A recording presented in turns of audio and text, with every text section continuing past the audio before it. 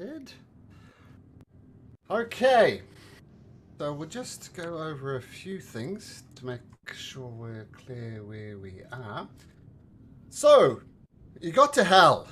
You managed to form a relationship of sort with a character called Mad Maggie, who's currently driving a vehicle she described as a scavenger across the plains of Avernus. You are literally in hell. And as you're leaving her compound, Fort Knucklebone, on the way to interact with a Sybarex, who learned was a demon being tortured by devils for the information that is gathered.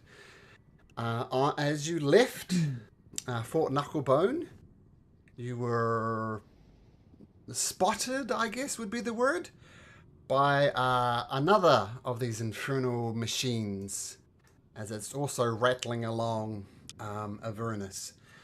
And you're kind of coming in parallel directions, a lot of these things are going to be theatre of the mind as we go through this, because it's just very complicated otherwise. So you're traveling in this direction, and your pursuers are kind of coming in this direction here. So they're about to intercept you, unless you do something spectacularly cool. But so we're nice and organized. Roll for initiative.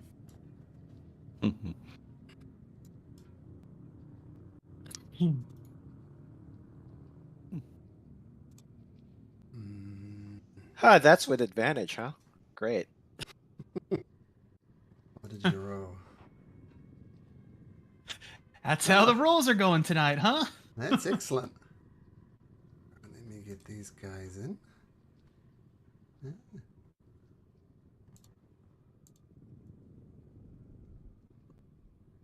Come on, one go.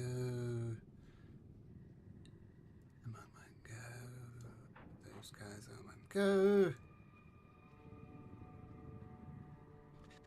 All right. Mad Maggie. Can't forget Mad Maggie.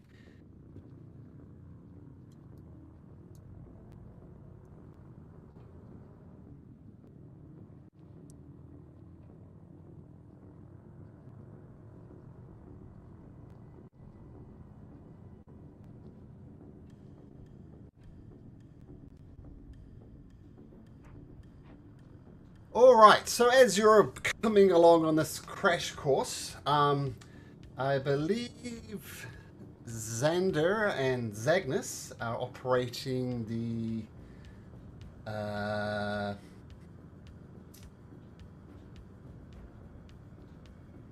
what are you operating? Oh, wait, wrong one.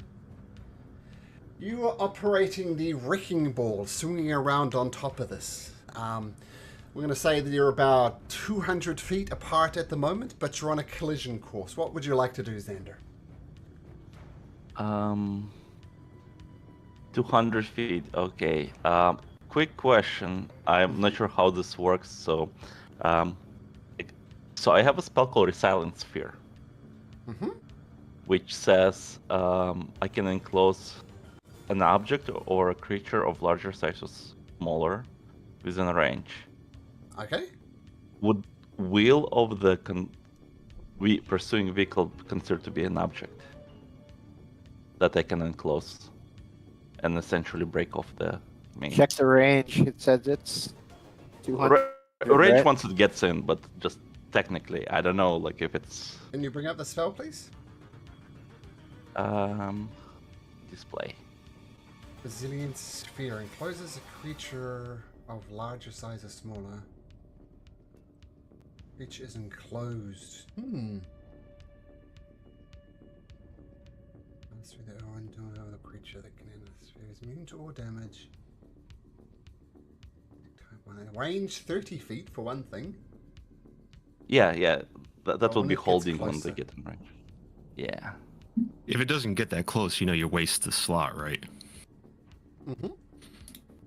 Oh, yeah, that's true. That's maybe just an for the FYI future. If you hold a spell. Yeah. No, thank you. I forgot that. Yeah, it's fourth level's a lot to lose if they don't come in range. So my answer to your question is... Because it doesn't say if it's... Okay. All right. Okay. All right. So that's then a question about the swinging ball that we can control. Mhm. Do both of us have to do something simultaneously to control it, or how does it work? Do we each one get its round? You both need to control the wrecking ball for it to operate. So it needs 2 operators. It does have a range Uh-huh. of 15 feet, and is +9 to hit, and does 8d4 +4 damage. All right. So I yell, "Hey, seconds! Should we put the ball right on this side in case they approach us?" Sure, sure. So in other words, you and Zagnus are preparing an action. If it gets within 15 feet, wrecking ball comes out. If he agrees, yes. Oh, yeah, Zagnus agrees. Zagnus isn't here. All right. Okay, so you put the wrecking ball off and kind of get it ready, kind of get a little mini swings to get Yeah, the giving him the momentum. movement, swings, but I prefer. So I kind of want. Let's see, where's the movement? So you can see here, right? So it's kind of like I don't know what's the trajectory of it, but basically kind of swinging on this side in case they approach.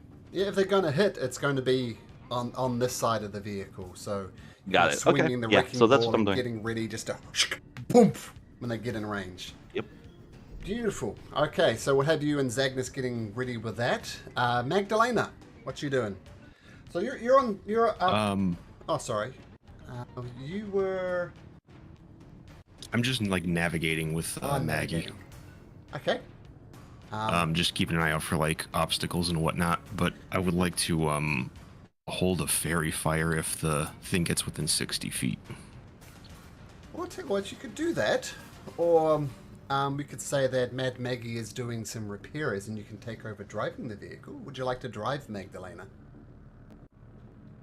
Sure. Okay, so Mad Maggie, it's falling apart, shit! And you go into the driving seat. It's fine. I've driven a dragon before. It's okay. So it's a little bumpy, and you hear the souls screaming inside of the infernal engine as you're literally burning souls to drive this vehicle. So what would you like to do? You could just hold steady, or you could take a dash action, and or you could. What would you like to do as you're driving in this vehicle? You know what? Let's dash it. Let's dash a little bit. Okay, so you put your foot down, and you hit off 200 feet, just going in a straight line. Nova's where is Nova? Yeah, she's just chilling. Oh, she's just chilling. Okay, Litteros. Yeah. You're on one of the harpoon flingers. They have a range of 120 feet. What would you like to do? All right. And we sped up, so we're 200 feet away or 400 feet away now? About 200, about 300, we'll say. 300. Okay. That's all right. Because my longbow has a range of 600. So I'm going to arch up an arrow and I'm going to target the driver. Okay. And because he hasn't taken a turn yet, advantage, so this makes it a straight roll. Okay.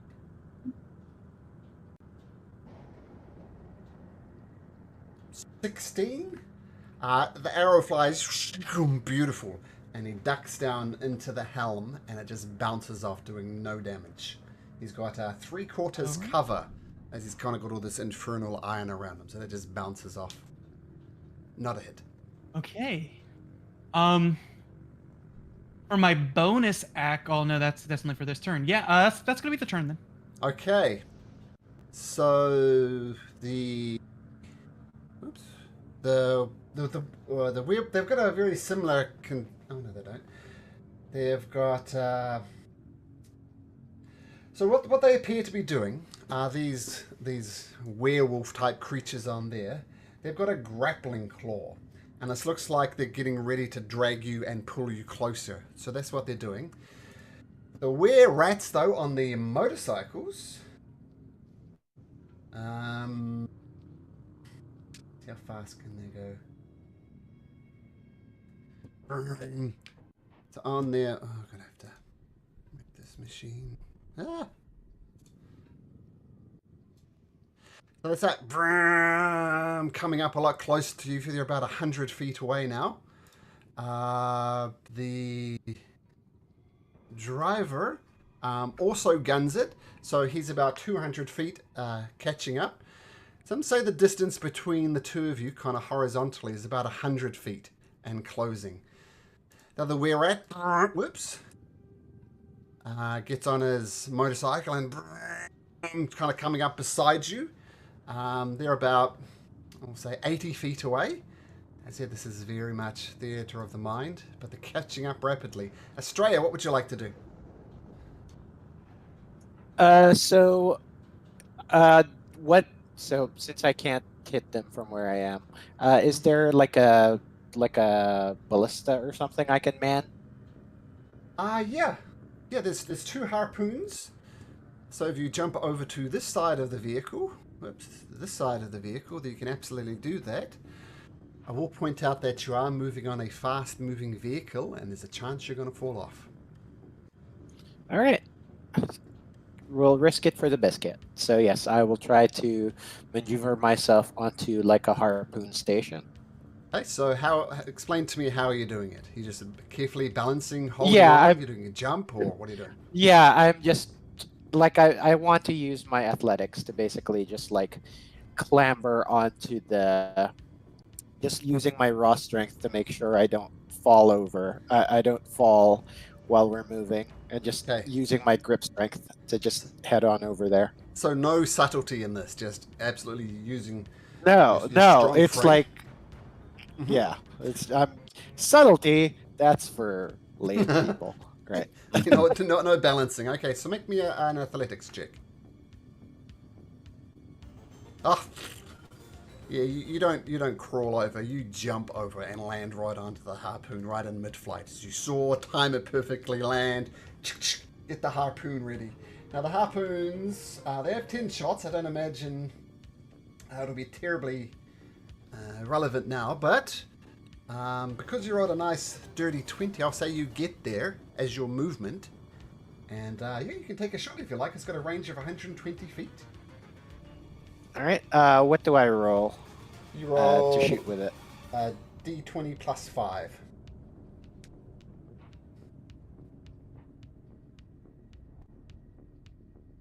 And who are you aiming at as well? I'll aim at one of these rat guys. Okay, so the rat as opposed to the bicycle, sure. Yeah, we'll try the rat. Which is harder to hit? Is it the rat or the?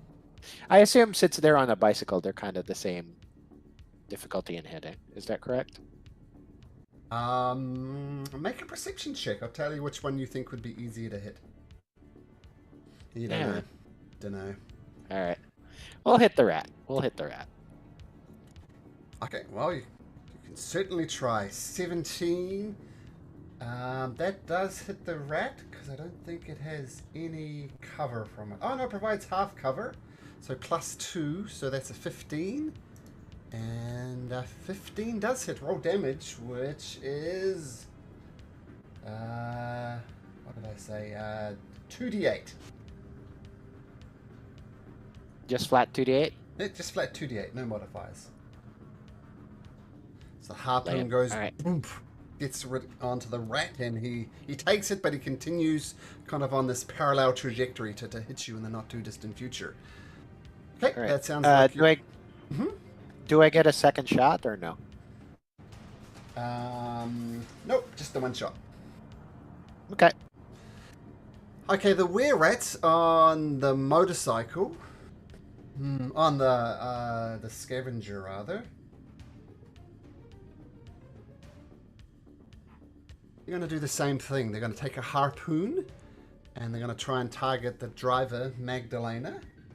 They're going to roll...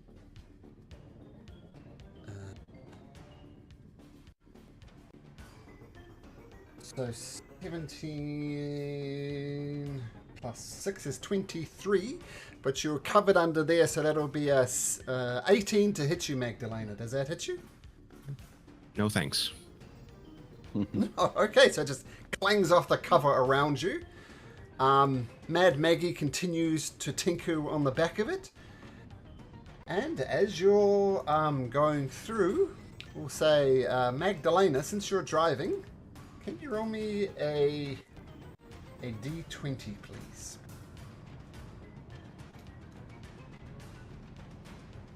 6. Okay, so as you're coming across the plain of Avernus, you see a lot of lemurs, and if you know anything about devils, you know these are the lowest of the lowest devils, and there's a whole bunch of them in your path. What would you like to do? Would you like to go around them, run over them? What would you like to do? Let me see. I would like to try to move to the right, kind of behind to where the were-rats are, and try to get around them. Okay, so make me just a basic dexterity check, like d20 plus your dex. Don't imagine that's Magdalena's strength, but we'll see. 13. Okay, so you swerve to the side. You run over a couple of the lemurs, and there's some horrible squashing sounds, but you do it pretty well, and then you swerve back onto the course. So hazard averted. The guys on the other thing are going to try the same thing. The driver is going to try. He's just going to go straight over it. Let's bring up his character sheet. So, Sorry, really quickly, when I swerved to avoid them, do I move?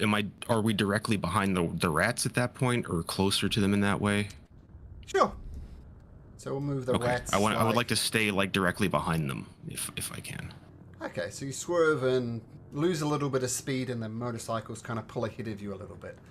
And we'll say for the purposes of this is where the rats actually are now. Okay, this one's off in a virtual kind of location, but this is where the rats actually are now. Okay. Okay, and they just grind through the demons. They fall back a little bit. Let's see if I can do this. So visually, they fall back a little bit as their tires grind on the demons, but they continue on unimpeded. Okay, Xander, they're not within the wrecking ball range yet. What do you do? Alright, how far away this big vehicle? We'll say, 100? yeah, 100. 100. We'll stay 100 still. 100? But they're going to Okay, close the gap very shortly. Okay. Question about this. So, because of my chosen type of wizard, which is I can substitute damage based on the spells that I have. Like they have to be the same level. So, since I do have, I learned spell. What's it called? Ice. Was it Ice Storm? Which does either ice or blunt damage. You want a wall of If ice, I turn don't the you? firewall, no, if I turn wall not into ice but in blunt, how would you think it would represent? Would you imagine that it would start turn like the ground will turn into a wall, What are you making the wall out or of? how would you? Also, Well, I guess can you turn it into bludgeoning damage? yes. You can, So, yeah. So how People do like fireball with bludgeoning damage, and it's a massive rock. So how would you imagine this? Because it also says I can make a circle. So I if mean, this with Like radius the of spell- 20. This is a wall of fire. This is the size that you'd So- get. Oh, really? So it's not big enough to encompass the whole vehicle. No.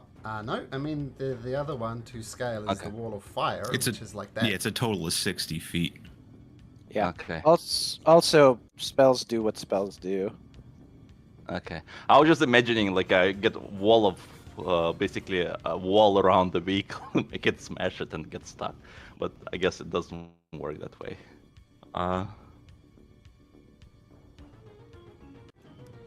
So so would it be a rock wall? Like if I make a circle in front of this vehicle like here. No, it's still it doesn't- fire it because you're doesn't- not so it changing the doesn't- element of the spell. You're just changing Yeah. the damage Yeah. type. Oh, so Yeah. it doesn't Yeah, really it's not gonna do a different thing. It's just gonna be Okay. different damage type. It Then doesn't, never like, mind. Then Yeah, it's never not like mind. a Okay. brick wall. It's a wall of Yeah. it's a wall of fire that punches you. Basically. It's like That's a driving great through visual. like just a bunch of gravel. Got it. Okay. I was just imagining like getting it inside, but okay. Then all I will do then very simple. I'll just cast Firebolt on one of the rats, the closest one. Fire bolt. Okay, cool. Bolt. Yeah, okay, roll. We'll say you go for the closest one, Yep. which has already been hit Firebolt. once by the harpoon. 23. 23. He gets a little bit of cover with the armor on the bike, but not nearly enough to avoid the firebolt as it shoots out. And does 10 points of fire damage to the rat. Now, I think you guys would inherently know that a lot of things here would be immune to fire, being a literal place of fire and brimstone and death and cackling.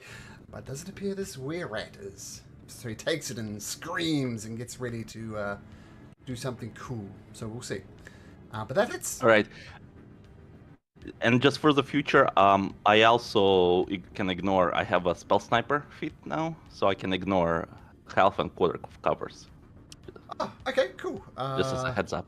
Okay, Yeah. cool. So And then as a bonus, I'll also try to pull it with my telekinetics. Oh wait, never mind. It has to be 30 feet, I think. Yeah. okay. Cannot do it. All right. We'll say Zagnus continues to get the wrecking ball. It's going to be a disadvantage, though, if it does get close. But he's preparing because... Well, I was going to say if he wants... Well, I didn't know if Xander wanted to do it. I'm going to try to get us closer to them so we can wrecking ball them. Okay. Yeah, if we get in range. Okay, so we'll just say It's only 15 feet. Xander and Zagnus will happen on the same initiative order. Okay. Okay. Nova. Oh, sorry, Magdalena. What are you doing? So they're... Yeah, I'm just going to keep going. I'm trying to get directly behind the were-rats so they can start using the wrecking ball on it. Okay. Make another dexterity check, and we'll see how well that you do it as you're driving this. I'm going to use my inspiration. I want to do it better than that. Okay, well, you can, but the way I do inspiration is you just roll it, and if you don't like it... Oh, I see you rolled a 7. Okay, yeah. Sorry. Yeah, because I rolled a 7, so we'll Okay, try... inspiration. 13 is a little bit better.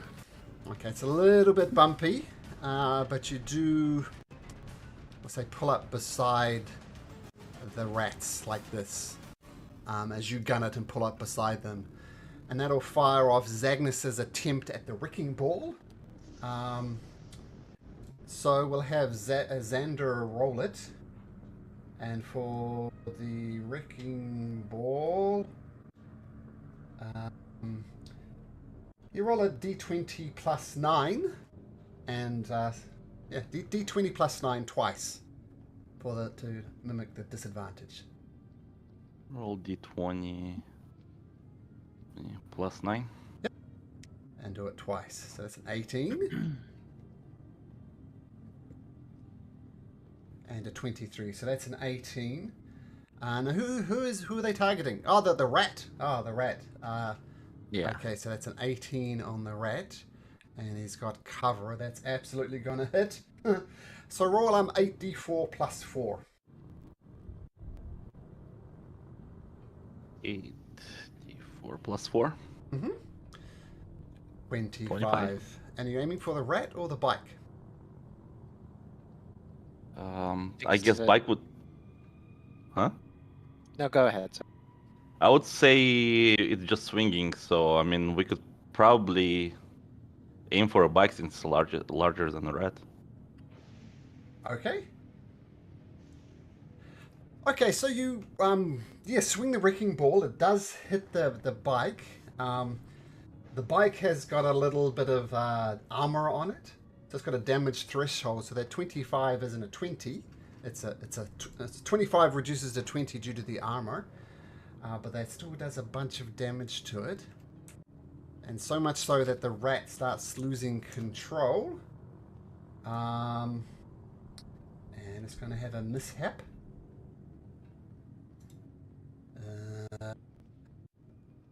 Mishap. So roll me a d20, Xander.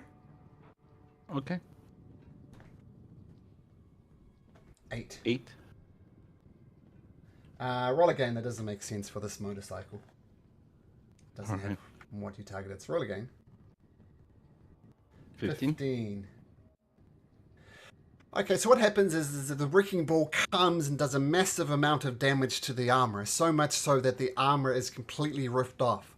So the motorcycle, the rat manages to maintain control, but this one here will put a shield on it, implying it's got no armor. So this bike here is now very, very vulnerable. Okay, nice. Nova. Oh, sorry, did we do Magdalena? We did. Yes, Nova.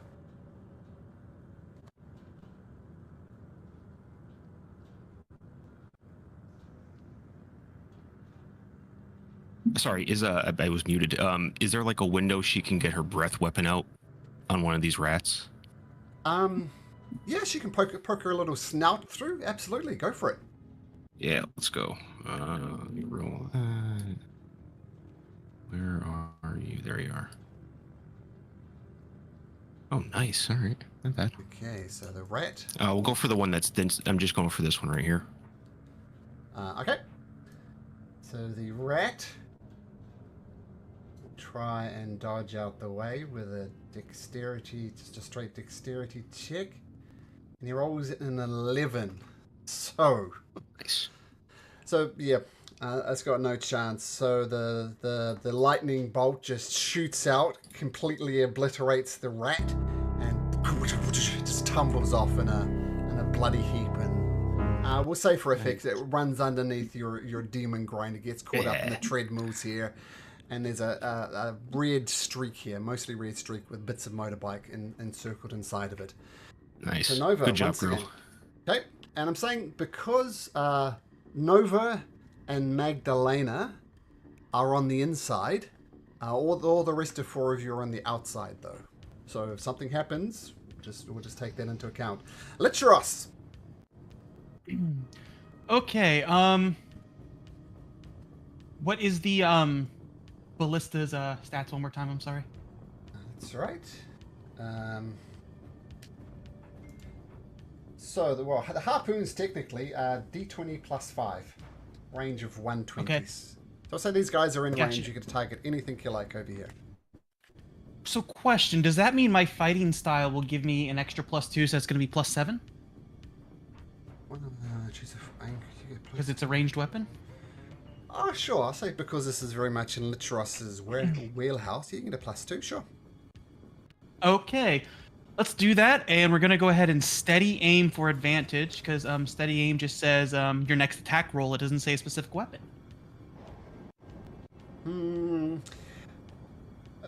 I'll let you do that if you can make me acrobatics 15 as you're bouncing around on this demon grinder. Like it's very bouncy. I like it. Okay.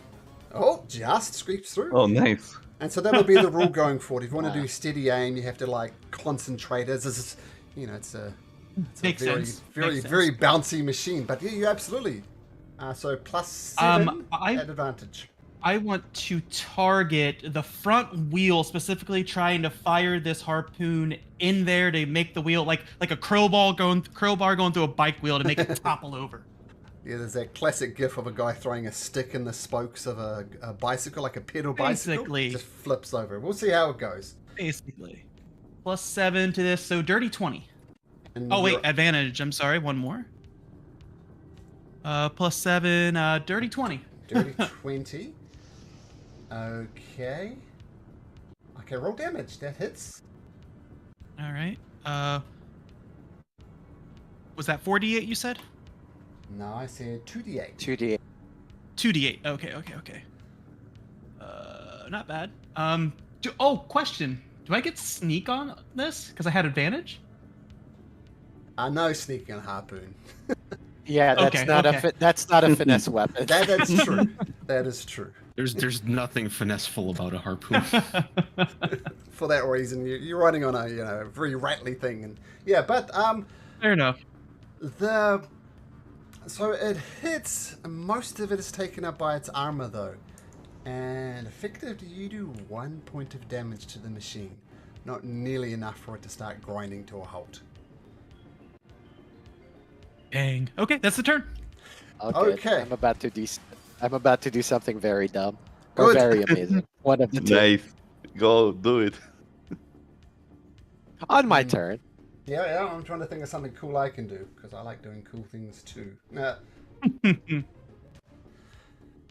Okay, so, you hear the tormented screams inside, and they eventually pull up pretty close within you, within range, going right beside, and they're going to use their grappling claw. And grapple. It's going to try and grapple Estrella. So they're going to shoot a grappling claw straight at you, Estrella. You do have some cover from where you are. You have half cover. So it's +2 to your AC. Let's see if they hit first. 13 plus 6 is 21. Minus 5 is 16. Does that hit you? No, it does not. Okay, so they try and grapple, and it looks like they're trying to sink it right into Estrella's chest and either pull her off or put her under the wheels, but you managed to avoid that. Okay, the one remaining motorcyclist kind of drops the clutch and slides back a little bit to get next to Estrella. And he is going to...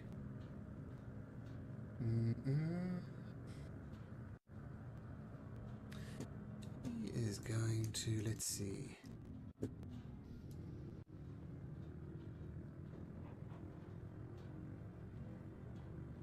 Yeah, he's going to be cool. He's going to start balancing on the top of his motorcycle.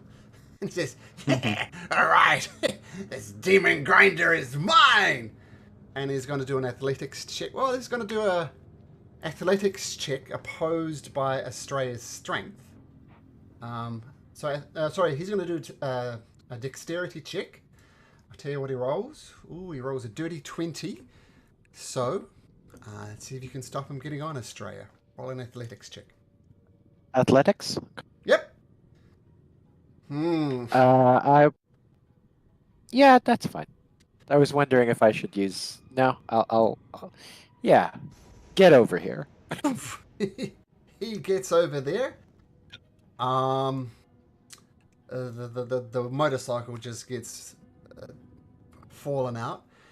And now he's going to try and squeeze in through the armor plates to try and get to Magdalena. So we're going to do another one. And try and screw him his way through. Ooh, he rolls a 10. So we want to stop him, Estrella. Do an athletics check. You can't fail it. If you roll a natural 1, you're going to still make it. So he tries to squeeze through the armor plating to get to the driver's seat, but Magdalena just puts a big hand up and stops her. Does that work for you, Magdalena? Sure. Okay, cool. Okay. Oh, I did the driver on the wrong turn. Okay, we'll just do these...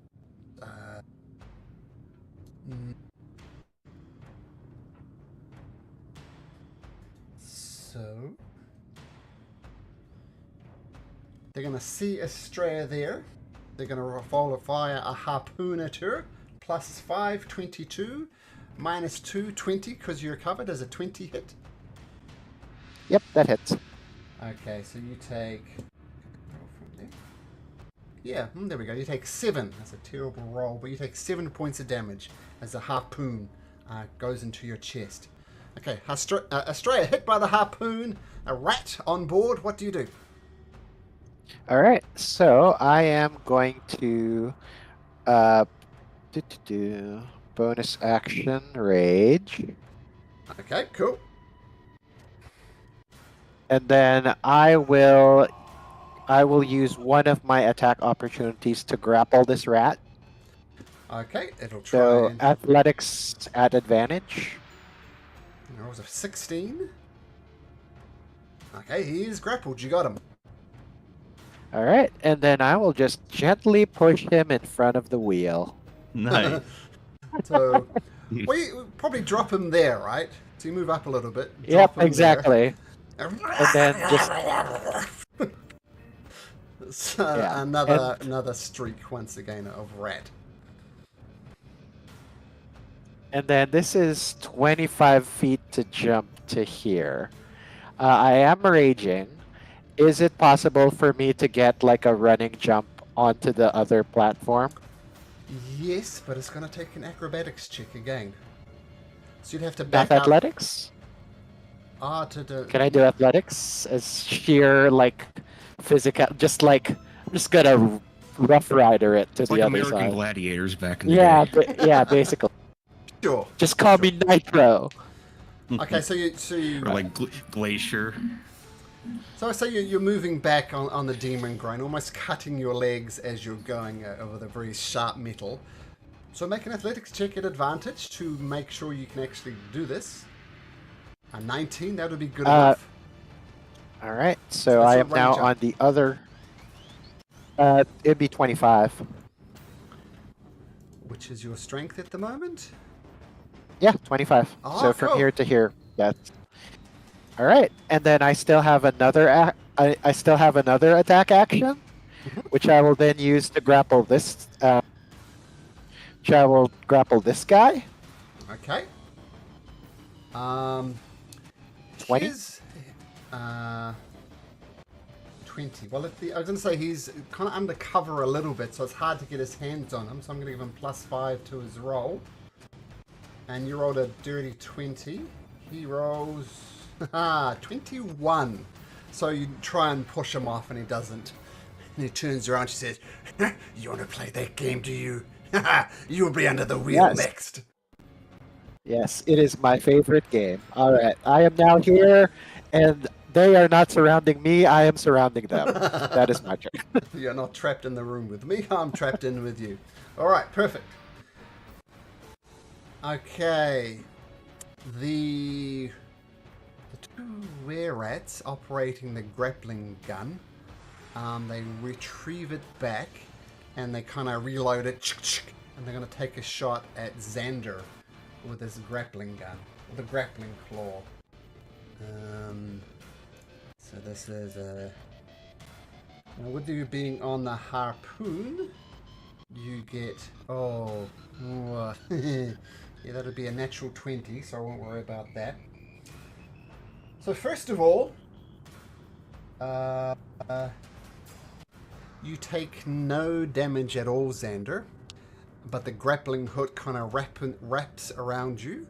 Mechanically, you are restrained, and Can I use a shield against that?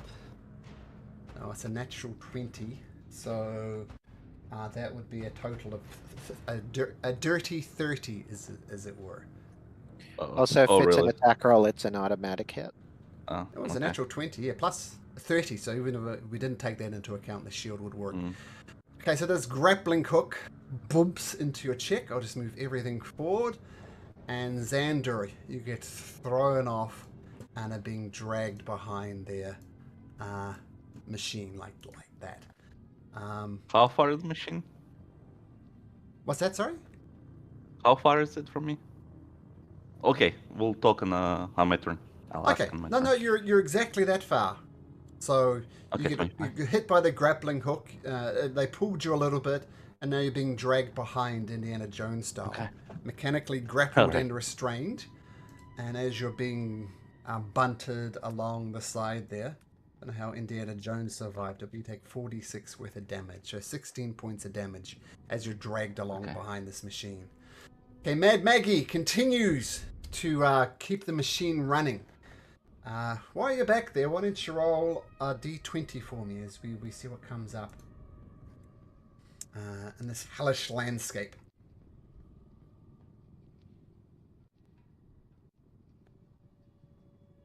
So d20, Xander? Oh, sorry. I was 17. 17. So this particular case, it's just a straight thing, no complications. So basically 11 to 20, nothing of note happens. But Xander, you're getting dragged alone. You're Indiana Jones. What do you do? Oh, it's on my turn? Okay, so I'm not sure how... So, when grappled, can I cast spells still? Yeah, mechanically, your movement is 0. Any attack rolls, including spell attack rolls, would be at disadvantage. But no, you can cast a spell Yeah. Okay. How far is it? 30 feet. Can I Misty Step out of the grapple? Yeah. Where would you like to Misty I'll Step Misty to? Step. Well, the only object is really the vehicle that's Okay. dragging me. Sure. So is there anything that looks like flat surface that I can land on and not fall off the vehicle? Because No. the other option is 30 feet out of this campaign. You can always do a U-turn and try and pick up your wizard. I mean, there's no flat surfaces. I mean, these things are infernal machines kind of put together with scraps of armor and divots, and there's rusty nails everywhere. So flat surface, no. All right, so I'll guess I'll try to Misty Step Yeah, you can definitely Misty Step. as a bonus action. And where would you Oh, like cast to me. land? Somewhere in a vehicle that I can see that I can maybe grab or onto something to hold on, maybe hang. Indiana Jones style. Well, let's have a look. So we'll put a 30 feet. I don't know, those horns or something. I don't know, like there's horns or something here. Maybe. Here are your options. Anything in that circle. I'll try to do the skull, I guess. That's a skull or something? Yeah, it looks like some demon or devil head that they've put on there for decoration. Yeah. So you bamf over there, and no problem. Just make me an acrobatics check. Let's see if you can maintain your balance while you're up there, because you're literally teleporting on top of a moving vehicle. Natural one. Now, I think I all gave you inspiration the other day, didn't I? Oh yeah, yeah, so what does it mean? I can reroll? Reroll. Alright. Could have been 3. bad. It could still be bad. Oh, nah. It's still pretty bad. Thump, thump, thump, thump, thump, thump, thump. Oh my. And also you take d6 damage as you fall off. So another 2 points of damage. 2 points. Road okay. rash. Yeah, road rash, pretty much. Okay. Can I use my Officer- reaction? Can I use my reaction to laugh at him? Oh no, you can do that as a free action. Yeah, I will. I will free action here. Free action. You hear Astrea's laugh Oh. as you tumble away from the vehicle. I will point out as well, you are all lawful evil. I mean, the only Mhm, person who failed it was Taryn, and she's not here, so I'll just remind you guys. But of Right. course, it's to your advantage. It's not that you're chaotic evil. It's to your advantage to help Xander. He is an asset you can use and you can exploit, right? So think of it that way. So, Oh yeah, I'm I'm still not. oathbound not- as well Yeah, that we know. I mean- so yeah, I'm not saying to leave him. I'm just laughing at his misfortune. How fast is the vehicle? Are the vehicles moving? their base movement is 100. Oh, so I will be falling back. Technically, Are that's there just any your flying bonus creatures? action. That's just your bonus action No, so that- far. Yeah. I was thinking either fly, but it's only 60 feet movement, so I'm gonna fall behind. Also, Um, you can only cast a cantrip because you use That's Misty true. Step. Oh, really? Okay. Yep. Then Start running, Jenny. I'll start running. Yeah. wait! You see Xander running away behind. Yeah, so I start mean, running. you'll only fall 40. You'll only fall 40 feet behind since you're gonna be if you dash that's 60 feet. But the vehicles can dash as well. So in one round Yeah. they could go 200. Well, this all raises a question though. What is Magdalena doing? As you hear the thump and scraping sound of Xander. Kind of started his turn being dragged behind a demon grinder and ended his turn running behind a demon grinder. So what do you do, Magdalena? So is it an action just to like try to slow down a little bit? Oh, you can just tell me this. Yeah, you're controlling it. So you're using your action to control Yeah, it. well, so I want to try to slow down and maybe give Xander a little bit chance to catch up to us, but I do still want to try to fairy fire the other vehicle if I can. Okay, well here's the thing. To You can use your action to drive 100 feet, and you can use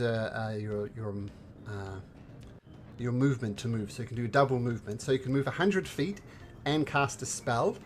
I'm going to say, since you're driving, you need to make me a Constitution saving throw, mimicking a concentration check. So DC 10, con saving throw.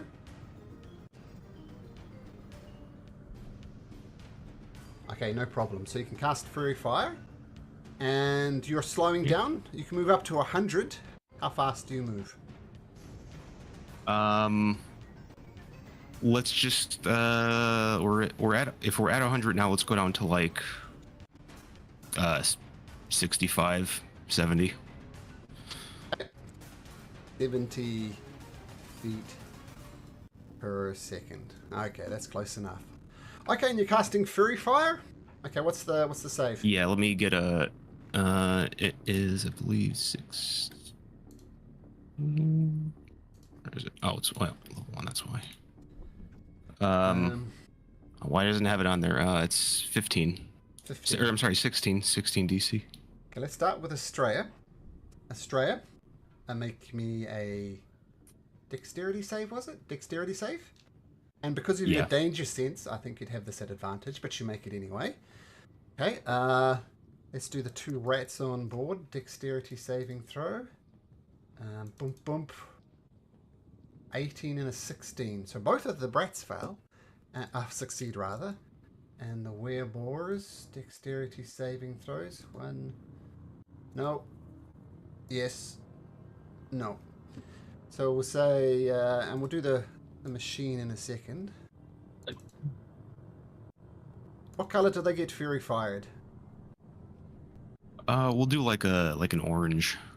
An orange. So these orange ones have advantage on their attacks as they are Fury Fired up. Advantage on attacks against them, you mean, right? Yeah. Yep. Yeah. And as for the machine itself, that comes down to the driver. So the driver will roll for that, and I don't know how this mechanically works, but the machine gets Fury Fired as well. So there we go, lots of orange tints around. So perfect. Works for me. So 2 wereborers and the machine itself. And the only thing that'll break that is your concentration, right? They don't get future saves. Yeah, unless they dispel or something. Okay, well, they're not that smart. Okay, Magdalena, so you slow down. Cool. Nova, what do you do? Let's see if we oh baby, all right. Let's she'll weapon, peek. sure. Yeah, she'll peek out. It's wait, 30 or 40? Oh, 40 feet. Awesome. Let's should be able to get these. Could I get these 2 right here in a 5 foot? Is it a cone These, or a line? It's a 5 foot line, 5 foot wide line. And you're going for these 2? Yeah, the Yeah, 2 sure. the 2 in the middle. Yeah, let's do that. And dexterity save 12, so they're both werebores. Fury Fire won't affect this. Oops. And 1 succeeds, 1 fails. So we'll say the one closest to you takes 14 points of damage since it's more on the firing line. And the one further away from you will take 7, so it gets a little bit of cover, so we'll do it that way. Okay, as in Nova retreats back inside the vehicle, just poking her little snout out. Hey, Litcheros, a lot happening. What do you do? Litcheros, seeing how his personality's changed, thinks this is a perfect time to blackmail / con somebody into helping him. So I'm going to go ahead and jump off the vehicle. Okay, like behind it? Yep, 30 to there. I'm going to cunning action. You can try. You can do me an acrobatics check once again, DC 15 to get off a moving vehicle. Nice. Okay, cool. You jump off and do a little barrel roll and get back to your feet instantly. Perfect combat roll. I'll cunning action dash to here, and I'll action dash to Xander, and I'll look at him and go, "I'm here to help, but now you owe me. You must help me." I mean, technically, yeah. Oath of friendship or whatever. Oh, yeah, the Oath of Friendship is an interesting complication. All right. How you help me? Okay. All right. Well, we'll see what happens on his turn. I yell this while running. Okay. Jenny, I'm coming, Jenny. Hmm. Hmm.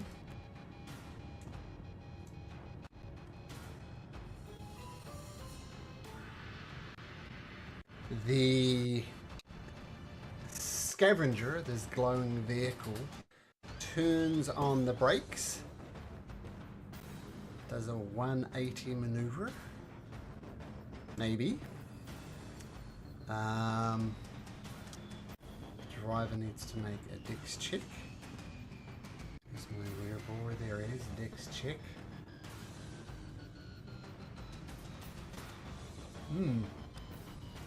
Since you're right in the firing line there first, Ross, roll me a d20.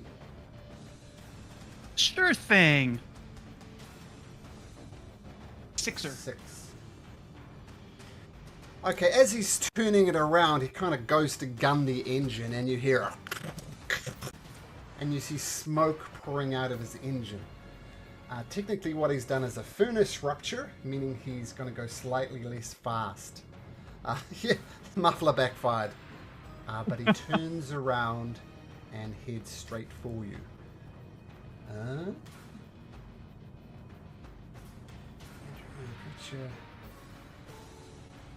Okay, so the vehicle is heading straight towards Litros and Xander. I need both of you to make me a dexterity saving throw.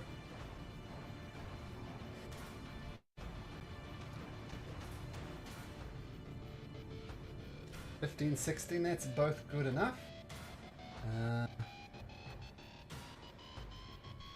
I almost roll 1 again. It kind of flipped between 1 and Nice. that. So the vehicle does hit you. You manage to get out the way for the most part. So you're going to take half of 10d6 damage. So both of you take, not too bad, 13 points of damage. I'll use my reaction for uncanny dodge to half the 13 to 6. Okay. So what we'll do, we'll move you guys over here, and the demon grinder over here.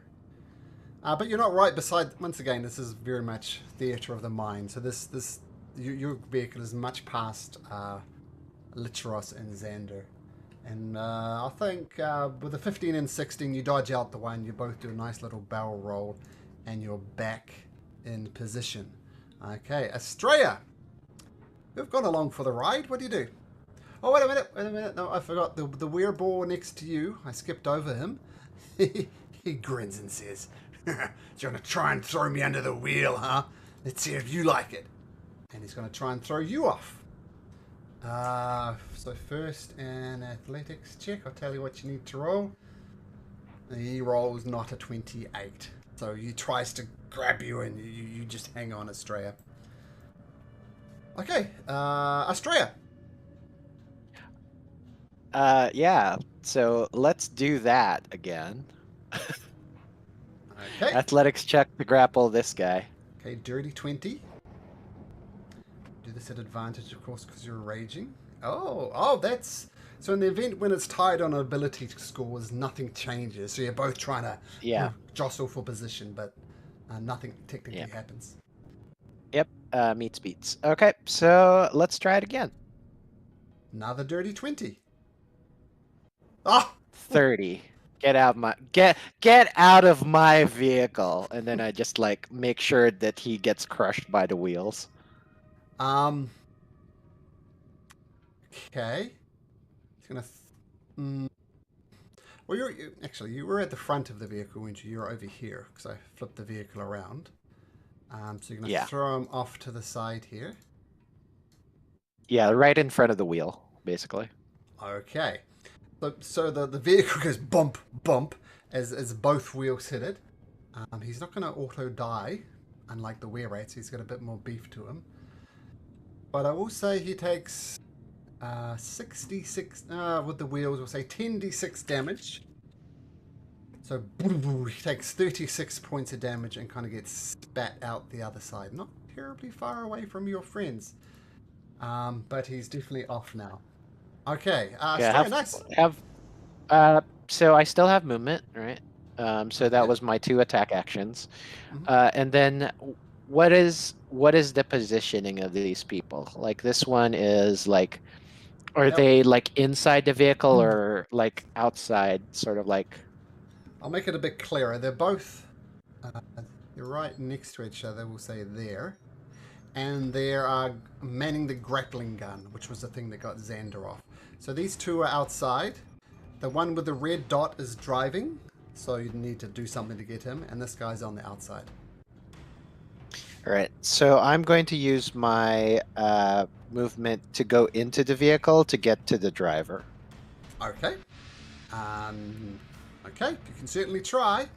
You can certainly try. Okay, mate. So yeah, so I'll... Let's see. You make an athletics check once again as you try and rage rip your way into the driver's seat, and you do. So we'll just put you up here, saying you're right next to the driver now. Yeah, but I'm inside the vehicle. You are Like inside basically, the I'm like riding shotgun next to the driver, basically. Pretty much. All right, that's my turn. Okay, the two were-rats on board. You hear the driver say, "Get her out of here!" And they squeeze in, and they're both going to try and pull you out. So they're going to get a strength check at advantage as they're working together to try and move you. And they actually have 2 attacks, so we're going to do this twice. First roll at advantage. It's a 22, not bad. Rolled a 30. Oh, you rolled... wasn't that your... Oh, that was that one. Okay, so you rolled a 30, okay. And they're reaching again, and... Okay, they don't manage to move you. they did well, but not 29 worth of well. Okay. Mad Maggie continues to keep the machine running. Let's do Xander again. Let's see what complications we have along the way. Roll a d20.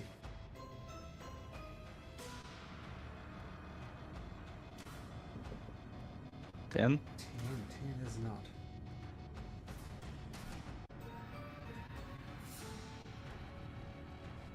Okay, I'll tell you what you need to roll. Magdalena, make me a dexterity saving throw.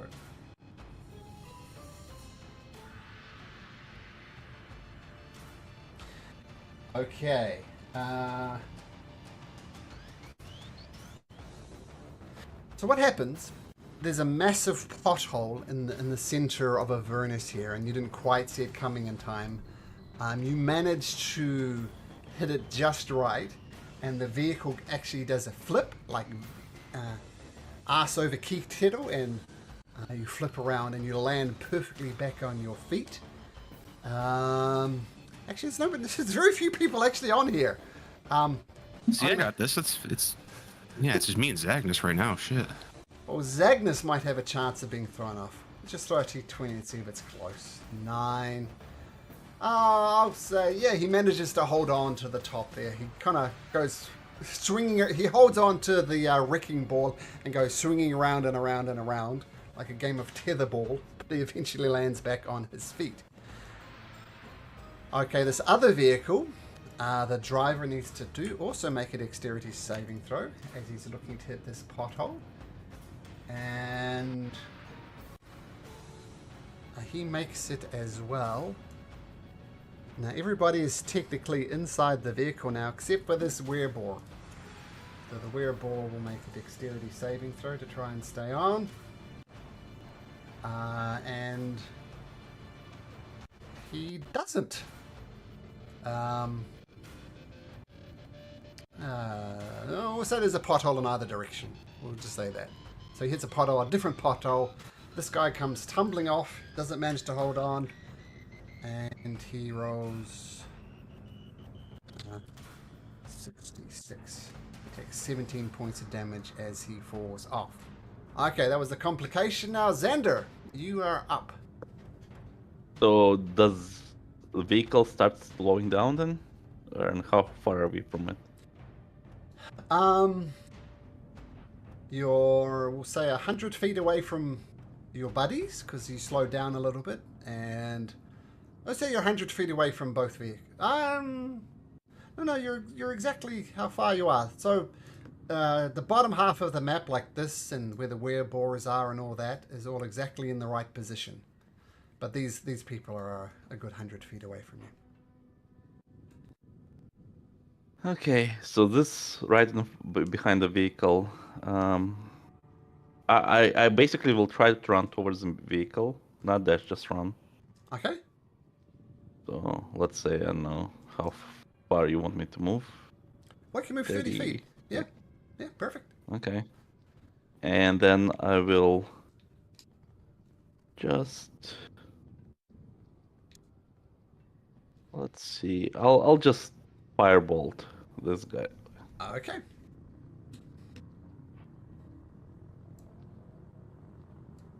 Ooh. 15 does hit. So I take the full damage from that. Oh, not a great roll. Yeah. Where's Cairo when you need her? Okay, you fireball them. Cool. I guess that would be all. Okay. Magdalena, driving this vehicle, what do you do? You're 100 feet past where Latros is. Yeah, we're gonna pop a Yui and just turn around. Okay, to pop a cool Yui, make me a dexterity check. A dexterity saving throw, rather. Imagine it's the same for you. Oosh, that sucks. Roll me a... that is bad. Inspiration? I used it. Yeah, you did. Roll me a d20. 11. Yeah, that's not good. You you over rev the engine, and the screaming inside of this infernal engine from the soul coin just goes into extra overdrive, and you're literally burning his soul, and the entire vehicle gets embedded in blinding smoke. Everybody on board is functionally blinded now. Ooh. Yeah, that sucks. Yep, so given that, you do manage to do a U-turn. So we'll flip we'll flip your car around. But you overrid your engine. We'll just remove Terran and Ophelia for now. And what was this guy doing? Was he... Oh, that's Maggie. And Magdalena would be there. Okay, so you're blind. What do you do? Let me see if I have anything. I'm saying because you're blind, you're not sure if you did a 180 degree turn, or was it a 120, or was it a 240? You're not entirely sure which way forward is. Let me see.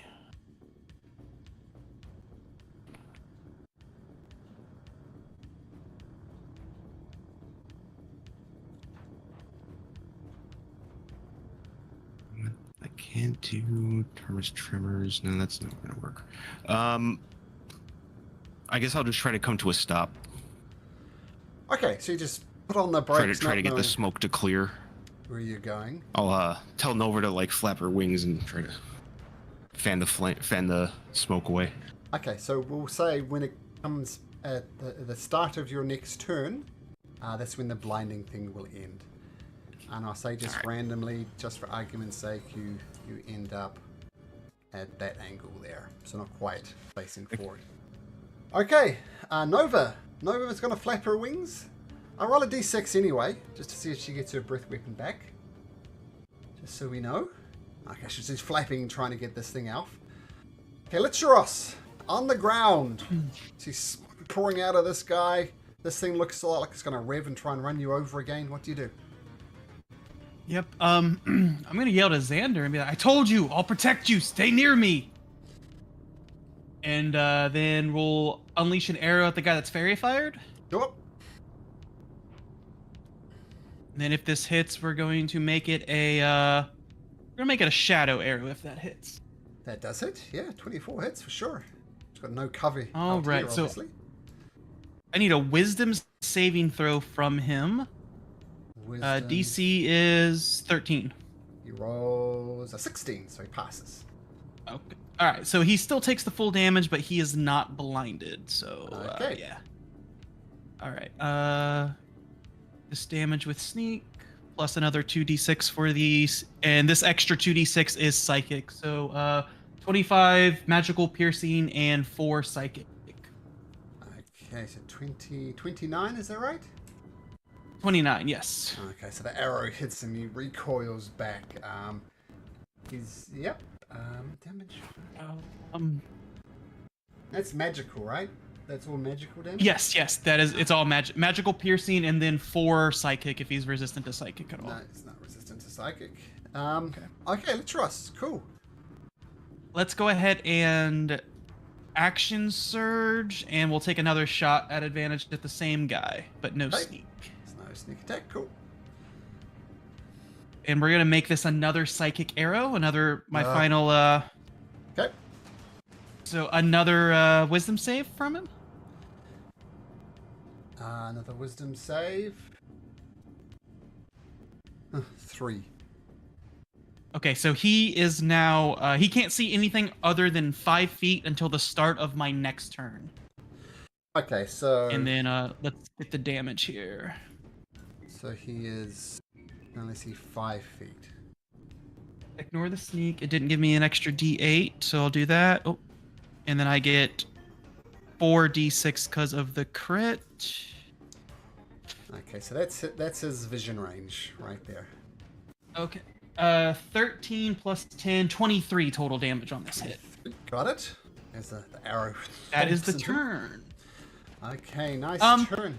Yeah. My bonus action, actually. I can't dodge with it. Never mind. I'm fine. I'm good.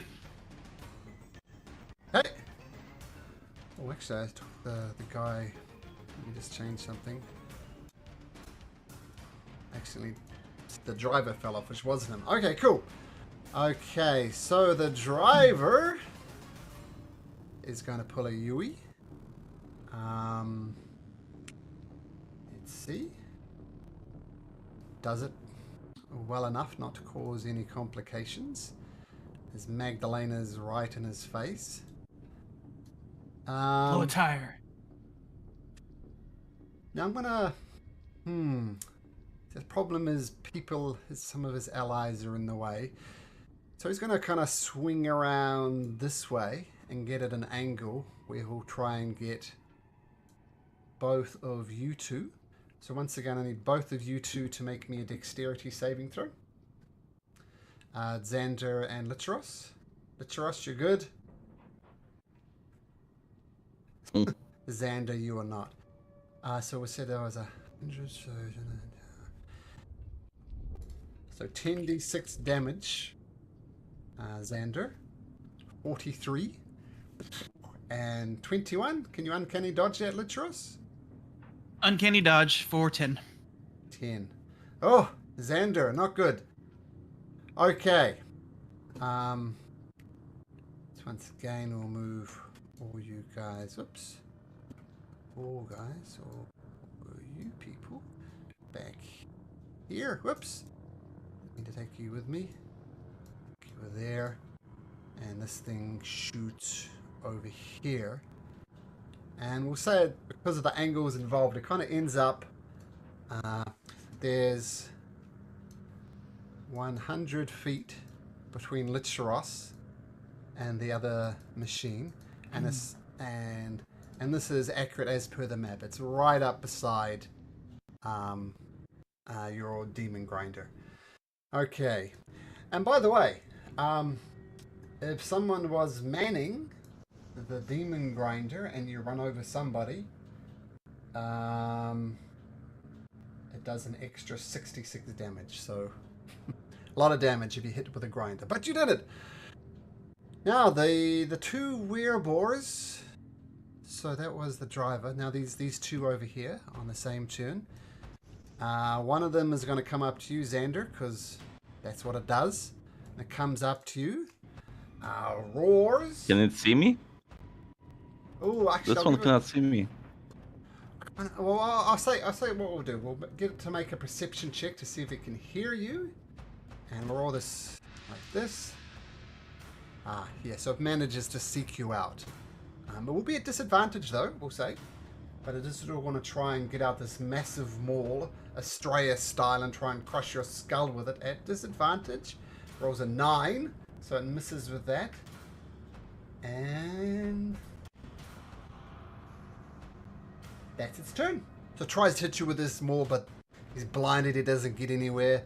But this guy is not blinded. He comes up, and he is going to swing his maul at you. Just a straight roll.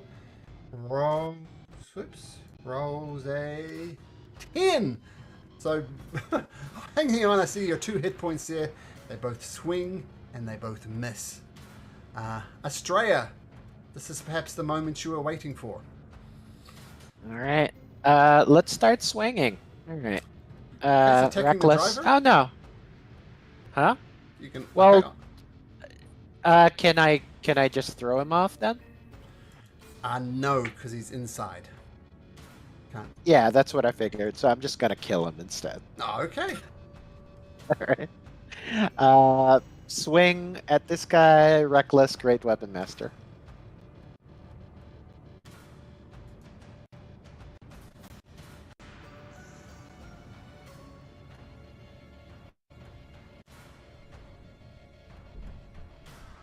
Has a 22.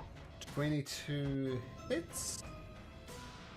And this is a +1 Great Axe, right? Yes. Okay, cool. Oh, yeah, we've got to do damage. So 22, 30, 32, is that right? Yep, that is right. Massive hit. He recoils back. Okay. All right. Second attack. Same thing.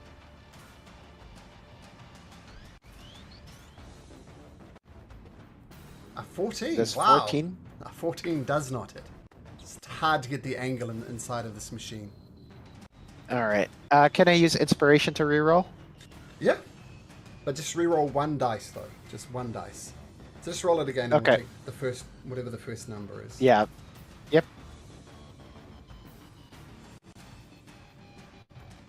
Oh, yeah, there we go. Wow, that's even with the -5. Nice. So that's another 23 points of damage. Okay, so 2 massive hits. Blood kind of encases the thing as you slash at this creature. He says, "You damn fool! You'll kill us all! I'm driving a moving vehicle and you're hitting me! That is not cool! Yeah. Chill, man! That You kill us seems to- both!" That's a you problem. And actually, what I'm going to do is I'm actually going to go ahead and what do I call the thing that I do? Yeah. Oh yeah, it's berserk. Okay. So I will then use a bonus action to swing at this guy again. Okay, so third attack. No great weapon master this time. Okay. A 17. So 20 does for it. 17. Oh, he's barely hanging on, but he is hanging on. He looks. I'll put his. I don't know if I showed his hit point bars, but we'll put it up so you can see how damaged he is. Oh, I did have it up. So yeah, he's very damaged, but he is still maintaining it. You freaking idiot! You're gonna kill us both! But he's still desperately trying to grab on. And he's But I'm gonna kill you first. No, you fool! And he says to the All right, were-rats, that's my turn. "Get this idiot off here!" And so the were-rats are going to try and do the same thing again. They're going to do 2 attacks, 2 strength checks, both at advantage to try and drag you off. Their first roll is a natural 20 for a 20, but still not good enough. So that was a 24-20, so they keep on trying to drag you off. I'll try one more time. Oh, they roll a 4 at advantage, so just desperately trying to get you off. You fool! You're gonna kill us all! We're a moving vehicle! But they don't manage to pull you off. Okay. Mad Maggie will continue to maintain it. We'll say Magdalena. Roll me a d20 for a chase complication. A d20, 18. Oh, smooth sailing, so nothing of note happens in terms of the terrain. But Xander, you're in a bit of a bother there. What do you do? Yeah, Xander will again misty step away from the danger. Yep.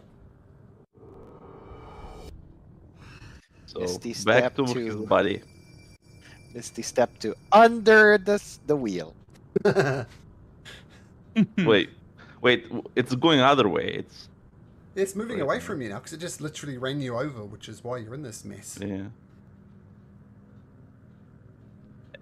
Or yeah.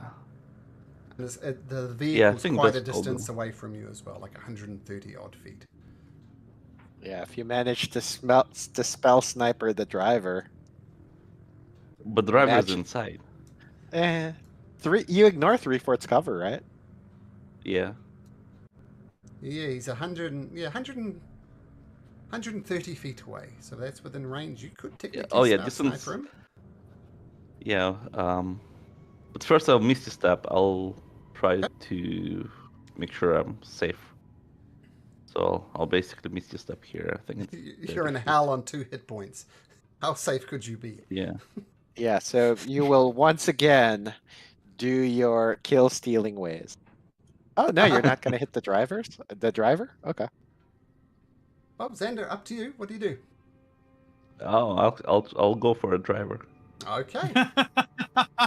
So he does get +5. Oh no, doesn't get +5. Oh gosh. Sniper. Firebolt. Yeah, just singes the rat hair. You get a smell of burnt hair in your nostrils, Australia. But apart from that, that's a miss. All right. And that's all that I can do. You hear? I use my bonus action to yell at Xander. You suck. Yelling and hassling teammates is always a free action. Oh yeah, do something. This vehicle keeps driving over us. That sounds like a skill issue. Okay, so Magdalena, the smoke clears. Nova flaps her wings, and you can now see. I believe you ground to a stop. You see this vehicle zooming past you, having crashed over Xander and kind of Litros. What do you do? Are they right next to us where they are, or are they away? No, the vehicles are actually where they're shown on the map. I'm going to jam it in reverse and try to just stop them. Okay. I want to hit the side of them and just try to make them come to a stop. Okay, so we're doing a vehicle on vehicle collision. Okay.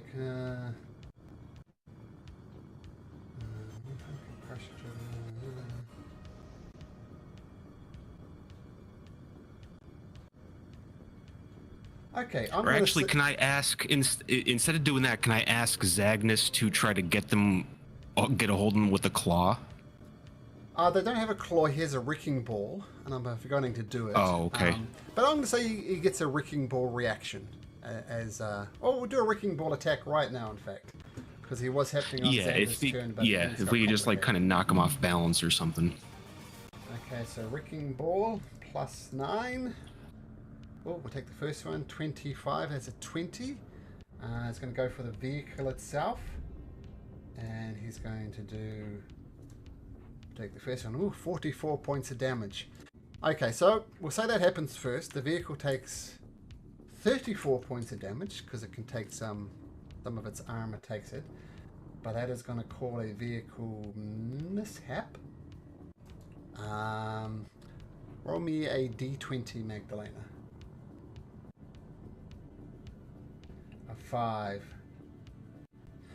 So, when he did his burnout, the engine starts billowing smoke. It's now billowing smoke even more. It's functionally, its speed is reduced by 60 feet now, so it's going quite slow.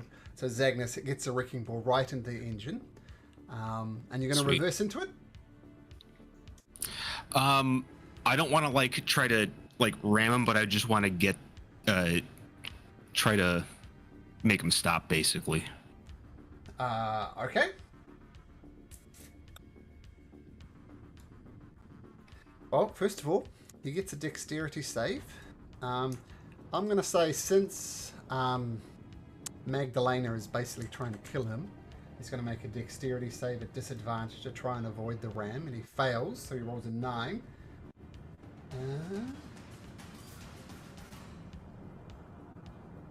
And you're trying to stop it? Yeah. Ram it and kind of get the wheels locked or something? Yeah. Okay, so I'm going to say...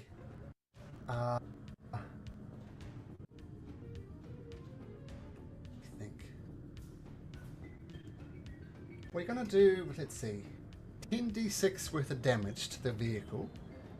And yeah, just roll 10d6 and we'll go from there. Some of it will no doubt be handled by the armor.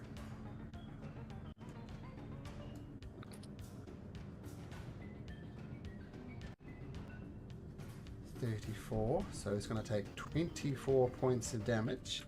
And you're going to take 17 points of damage to your own vehicle, so your vehicle's going to take 7, which isn't a big deal, as you crash into him.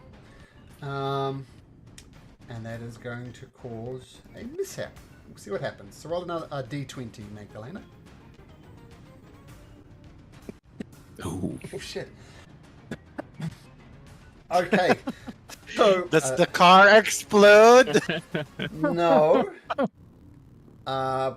But you hit it just the right angle, and the vehicle does stop.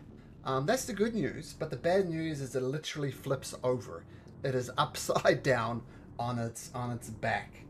Oh, I use the free action to shout. To shout what? Whee! Yeah, so you flip over the top. Sorry, I was blinded for a minute. So functionally, the vehicle is now prone. It's upside down. And no one's on the outside. Creatures on Well, the there's inside. that. Yeah. Okay, we'll start with Estrella. Make me a strength saving throw. At advantage because of rage. 26. 26 is enough. So as the vehicle starts flipping, you kind of hold on to some, random bits of reinforcing metal, and you manage to hold on. Let's do the driver. This might kill the driver. Dexterity saving throw. Oh no, he makes it, so he takes no damage. The 2 rats. Strength. The 2 rats fail. And so they'll take 3d6 damage. So you can take 10 points of damage as they're flipped upside down. Wow, that was a good move, Magdalena. You managed to flip the thing on its back. And I'll say you kind of grind up against it. So move this one just a little bit closer as everything is kind of tangled up in a hunk of metal. You're free to move. But yeah, nice move. Okay. Yeah, now that it's stopped, I'll actually pop. I guess I'll just climb out so I can actually see what's going on. Well, on my next turn, I will. I'll stay inside for now. Yeah, you're upside down in a machine, but yeah, we'll see. Okay, nice, very good. Yeah, natural 20 is the worst thing that can happen on a vehicle mishap. Nice. Is the worst thing that can happen. So well timed. Natural 20! Nova. You didn't get her breath weapon back. He still doesn't have her breath weapon back. Oh. Just dodge. Okay. Let's Russ. gonna take a tactical position in front of Xander. And this guy can now see again. Oh, okay. Not worried about a flipped over vehicle. I will go ahead and fire at the guy that's fairy fired. Okay. At advantage. Sneak if you hit. Pachoo! That hits. Okay. 20? 20? Yep, got it. Arrow And I will go ahead and bonus action second wind Okay. for 6, and that will be my turn. Okay. The werebore who is... Thanks for turning your token upside down, Australia. That's pretty good. We're having fun. We're having fun, right, Mr. Boar? We're having fun. You are insane. To hell with this. And he takes A little bit. takes the disengage action and climbs out of the vehicle. And moves to there, we'll say. So Is it half move it because he's upside down? Oh, okay. We'll say he gets right behind the wheel. Whoops. We'll move him to here. So he extracts himself. Actually, no, he can just get out. He can get out, and he moves over there. Now, Fair point. No seatbelts in hell. no seatbelts in hell. Okay, now the two other werebores. Let's see what their movement is. 30. 5, 10, 15, 20, 25. 5, 10, 15, 20, 25, 30.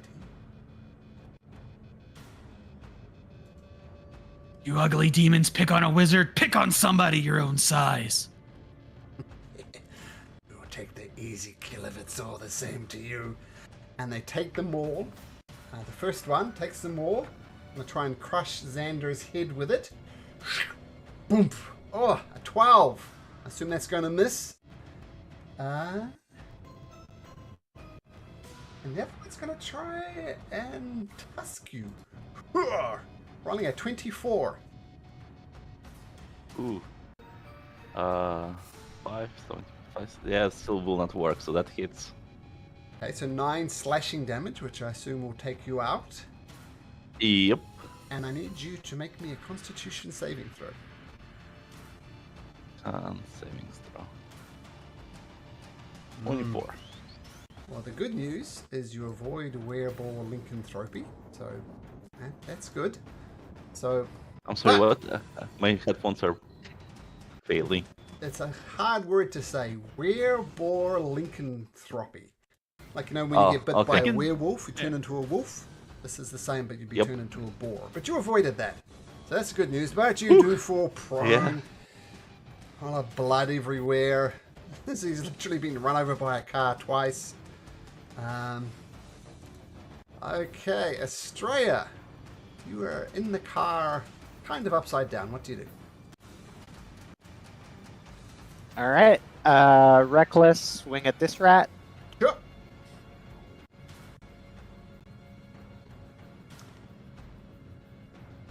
Uh, 15. Hits, and let's add a little scream. And down he goes. All right. And then second swing on this rat. We'll say mechanically it's the same swing as you cleave both of them in half. With this mighty swing of your axe. Down they go. All right. And it's like, and then I step out of the vehicle. I was like, I'm not done playing with you. And then I will jump off right on his face and swing at this guy. Sure. Since he could get there, you can get there. And yeah. Oh, that's a 23 on the last one? Yep. Yeah. No. Okay, they were all very damaged. And finally, this goes down. This is his last word. This says, "You are insane." And he dies. Yeah. Yeah. So you see me come out of the burning wreck, just just completely covered in blood. And as I jump over and just nonchalantly, do a leaping swing at this guy, and then I slowly just start walking to these two remaining. not running, walking. Nice. Yeah. Well, the were rats That's are my nice. go. A nice. What are they, CR? They're really out of their depth. They're CR2, but yeah, down they go. They're not going to get hit. Mad Maggie continues. Everything's stationary. So, but we're going to roll a chase complication anyway, just to see if it makes sense. So, Litteros, you can do it this time. Roll a d20.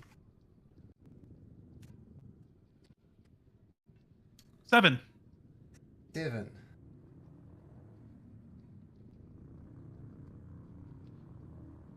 Yeah. So I'm going to say, like there's a ledge directly, like a drop. You're right on the edge of a cliff. So I don't think it's going to matter, but you can't really reverse because you're going to reverse off the edge of a cliff. So it doesn't really matter, but just say you can't go there. I don't think it'll matter. As I said, Xander, privately roll me a death saving throw, please. What's the whisper thing? I'll type it out. Sorry, I always forget. I know I keep asking. That's right. Like that, obviously without the quote marks. Yeah. Okay, so do you know what that means? Because I know what that means. Mm-hmm. Okay, cool. Magdalena just flipped a scavenger machine on its back. What do you do? Alright, well, I can see Xander's down, correct? Well, yes, but he's way back. He's 100 odd feet back. So whatever the distance he Okay. is away from you, at 100. So he's 140 feet away from you. Alright, then I'm gonna move the demon grinder towards him as far as it can go. Okay, you can get And 40 run feet. him over. Well, that's what this is for. That thing on the top of it. Well, I'm not trying to I get know. that close to him. I know. You can get 40 feet away from him and still cast your spell. Yeah, that's fine. A healing word, I suspect. Yeah. Okay.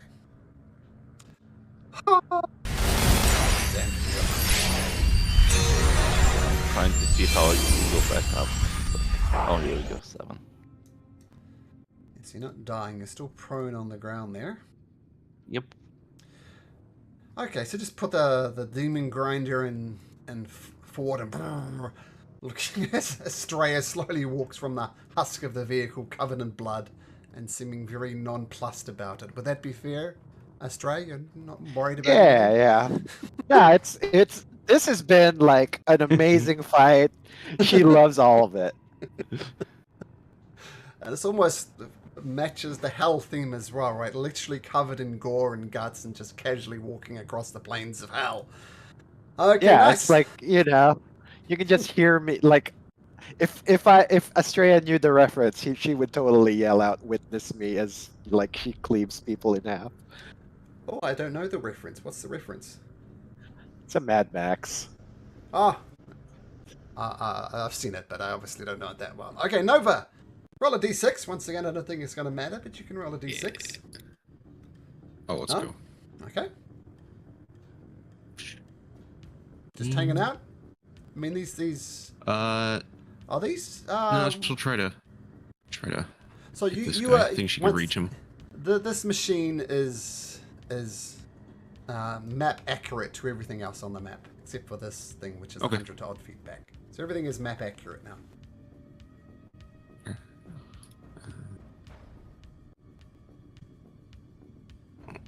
We'll aim that a little bit better. Yeah, there we go. Try to get that guy. Okay, so dexterity saving throw. He rolls a 13. Yeah, he makes it. So half damage, I think. Oh, So still, that's not bad. wow. Wow. Okay, 24. So 12 points of damage as the lightning thing shoots across the plains of hell, and Nova's gonna just hang out hovering there. Yeah, it's just coming back here this way. Sure. Licheros. They're beating up your. All right, buddy. I'm What do you do? gonna skillfully pull my bow kind of to the side as I take out a dagger and try to swipe a dagger at the guy to the north here that's fairy fired. Sure. Oh, cancel that dagger attack. Not. There we go. Not bad for a dagger. Okay, and that'll be sneak attack, of course, if you hit. For numerous reasons. 14. Aye. The Gets it on dagger is not magical, if that matters. I'll give him 7 hit points back then. And Yeah, I'm gonna stay here trying to protect Xander. That's it. Okay. Well, the wearable driver is dead, so we're going to swing over to these two guys.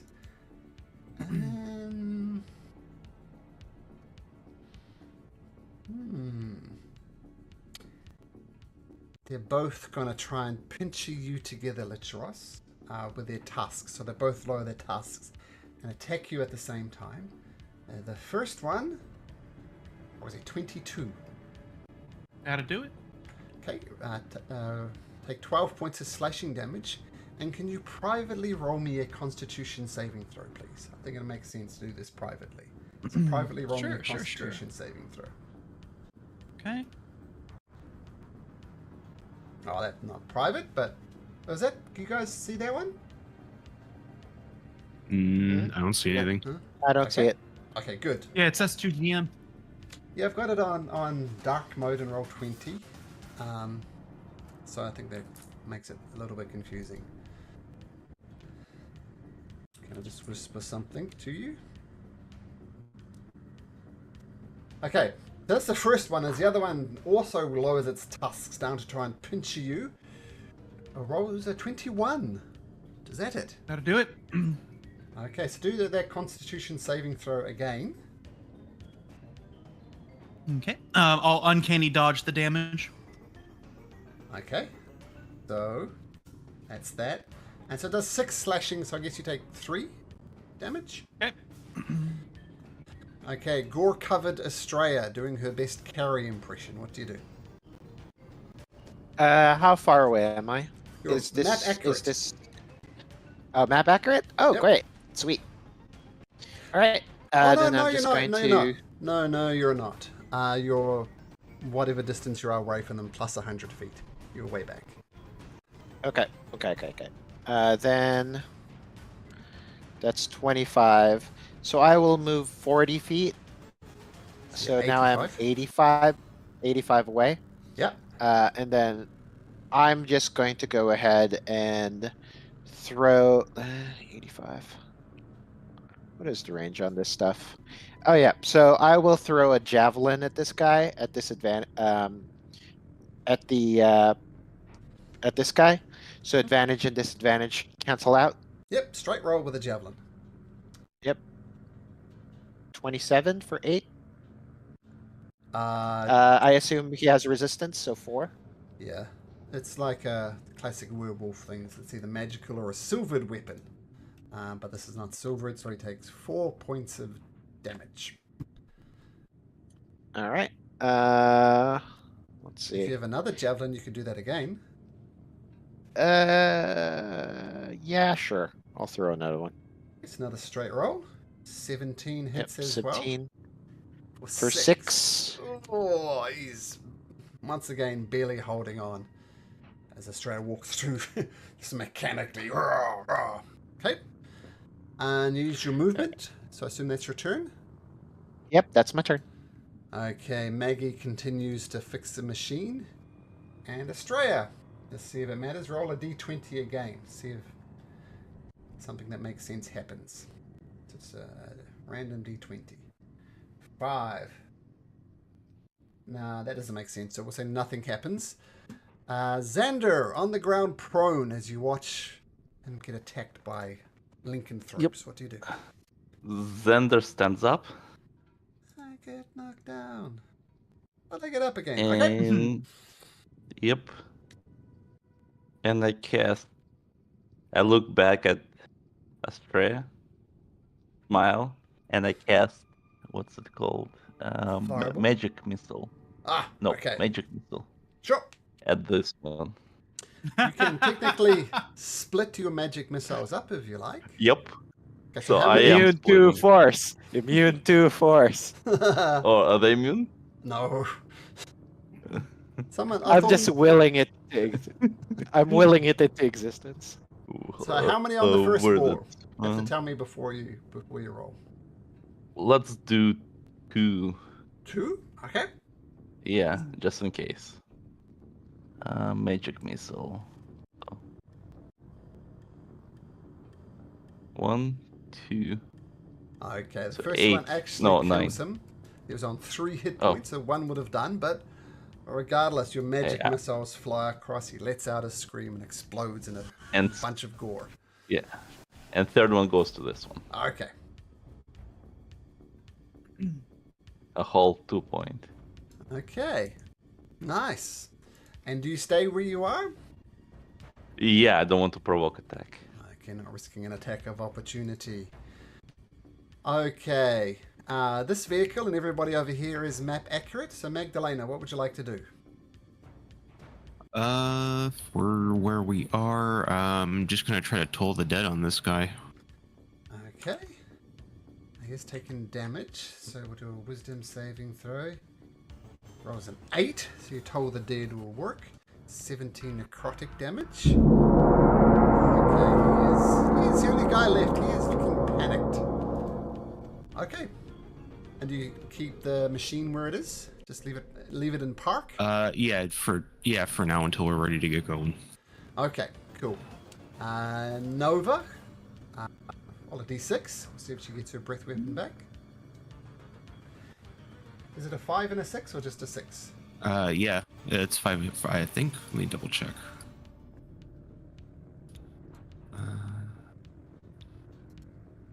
Roll, yeah, 5, 6. Oh, okay, cool. Is it back?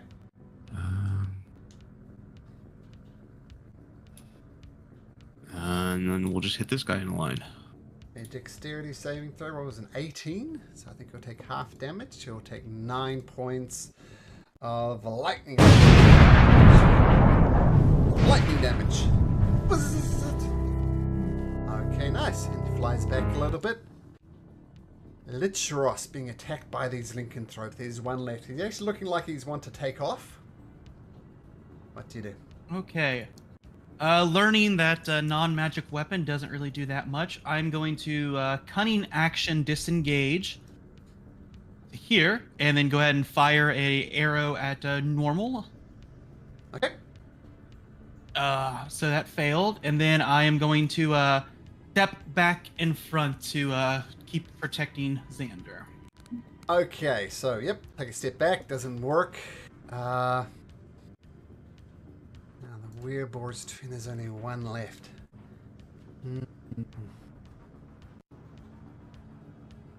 If I have to bear this curse, this is the last act I do.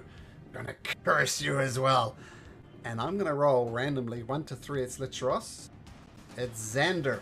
So it turns his tusks towards you, Xander. Charges at you with them. Rolls a 19. Use dagger of defense to cast shield. Shield comes off, so he doesn't get the daggers through. And then he's going to run. I don't know how he's going to outrun a demon grinder, but he's going to try. So Lichros and Xander, you can both make an attack of opportunity. Swipe with the dagger. Dagger misses. Natural 20. Nice. Natural 20! Okay, roll damage. 4. Another one. But it's a magic dagger. Oh, Yeah, double, right? Another d4, yep. 8. So 4 and 4, 8. Okay. And it's a magic dagger. Okay, so you do slash across him as a back as he goes. You out-daggered Lichros, which is no mean feat. So he starts from there. 1, 2, 3, 4, 5, 6. He's obviously This running. is what, second or third kill that I do with melee? Oh, I didn't kill him. But he's... Oh, it didn't kill? No, Oh. bleeding badly and running away. Australia! Yeah. Where is he? Oh, he's right there. You're 135 feet away at the moment. Yeah, I'll start chasing. Okay. So 40 feet. Be now 40 feet, 135, 95 feet away. And then I'll just throw a hand axe at him just so I can keep my rage. From Oh, 95 that feet away? hits. Yeah. What's the range of a hand axe? You're throwing it 100 feet. Oh, it's only 60. But, well, I'm trying to keep my rage, so I'm not sure how I can do that. If you take 11 points of damage, you can keep your rage. Huh? You can hit I would just need- yourself. Oh yeah. Well, sure. I'll just hit myself with a hand axe then. Yeah, I'll take that. I'll take the 11. So half the Berserk. path. Yep. Yeah. Yep, I think that's fair. Okay, we're not going to worry about complications now. Everything's stationary. Xander, map accurate for you. So he's 40 Oh yeah. feet away. Yep. Another magic missiles. Okay. All So, four? Is it four? 3. Still a 3. 1, 2, 3. So that's So what's that? 11. 6, 11 points of damage. Xander. How do you want to do this? I just Xander again kind of looks at the stray and says, "I get the final hit," and then just extend my hand, and 3 purple lights just came off and hit Boar right in the back between shoulder blades. Nice. And he just falls to the ground with a thump. Okay. With that, we're out of combat.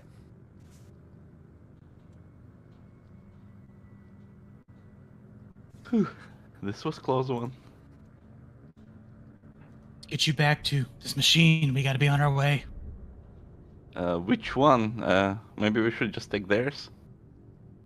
There's this flipped over. I thought you were a smart wizard. Come on now. Well, we got Astrea. She can flip it over.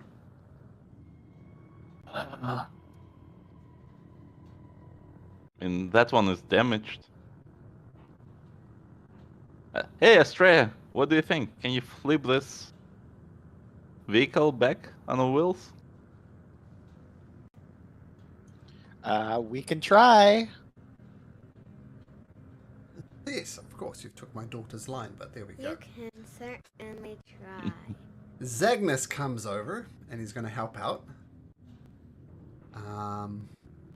Explain to me how you're flipping this over, Astrea. Well, I mean, I'll just I'll- try to. Guidance. Sure. Yeah. I mean, I'll just try to muscle my way in. Can I also help them with levitate to like reduce the weight of this thing? I know I cannot lift it, but maybe I reduce the weight. Sure. I We don't do have have it enhance prepared. ability either. I'd give it to you. Hold on, let me make sure I have it actually prepared. Oh no, I don't have it prepared. Never mind. Oh, Yes, I okay. have it. So guidance. So Astrea with Zagnus helping you, and you're not so much. You kind of find some infernal bits of iron, like rip it off the chassis or something. Kind of use it as a lever to try and get it up, and you and Zagnus work together, and roll a d4 on top of that because of the guidance.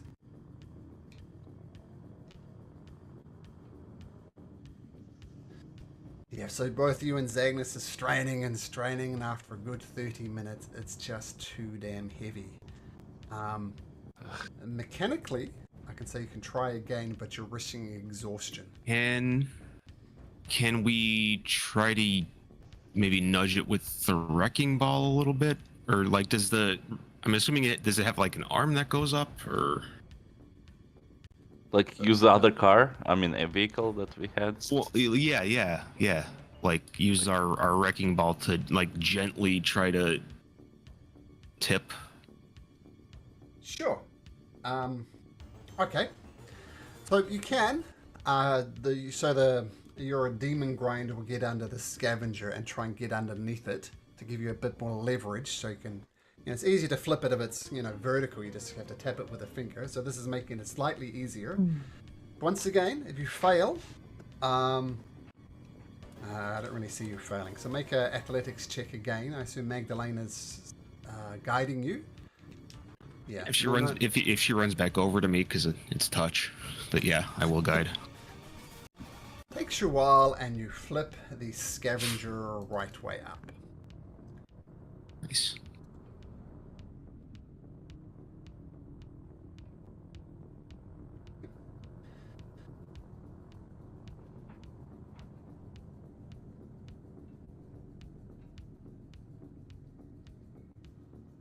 I'm leaving space for you to tell me what you do or to role play it out or whatever. So, as you were.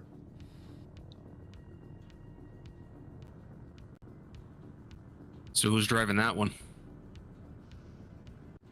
I could drive, I guess. It's fun. These things are actually pretty sweet. I wish we could take this back. This is awesome. Who says not? We could try it. I don't know.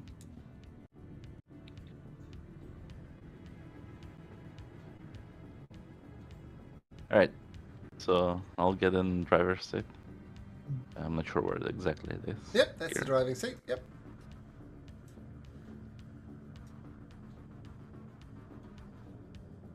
Zagnus is gonna go with you, Xander, driving on this one. Alright. Atros, I see you jumped on the demon grinder. Are you Try to doing stay anything with your fairly blood, close. I think I'll go on the other one. I'll. Is there like a wrecking ball or thereabouts on the new vehicle? On the scavenger, remember there's a grappling claw, which is what got Xander off initially.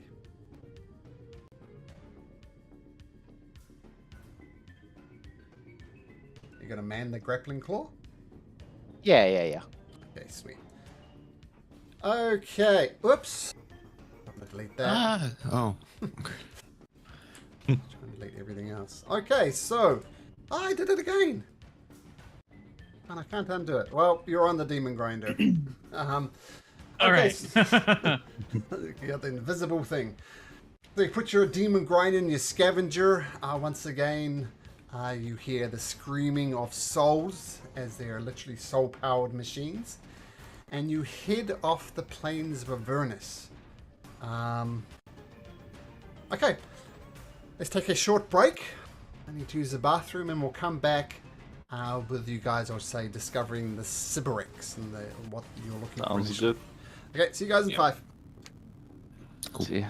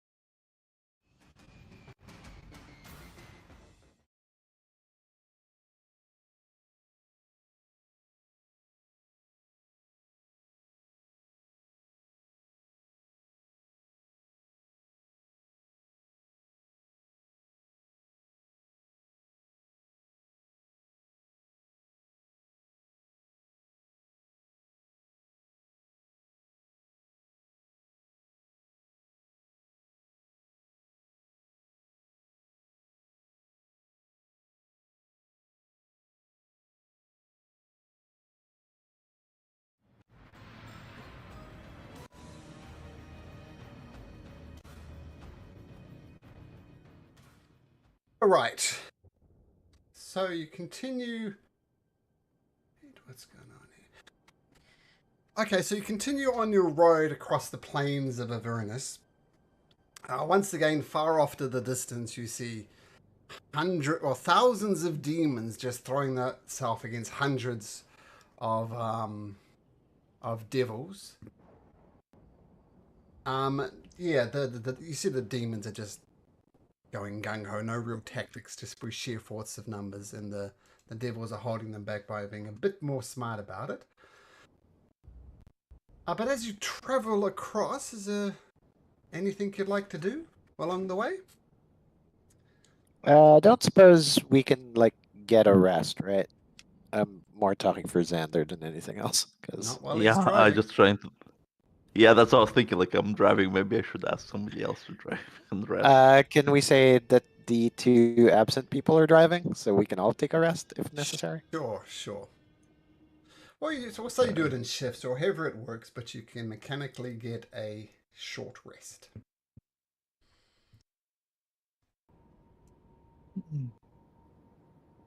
Probably. Well, you get a short rest, but something might happen along the way. Let me just look up my table. Litchuros, why don't you roll me a d20? 9. 9?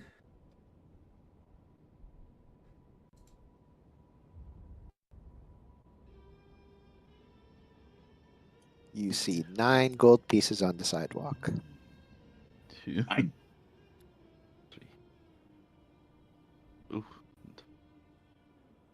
You see, once again, you're kind of traveling perpendicular to it. You can investigate it if you like.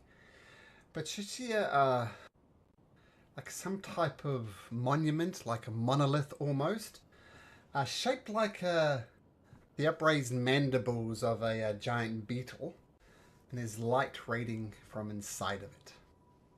Almost looks like a lighthouse of sorts.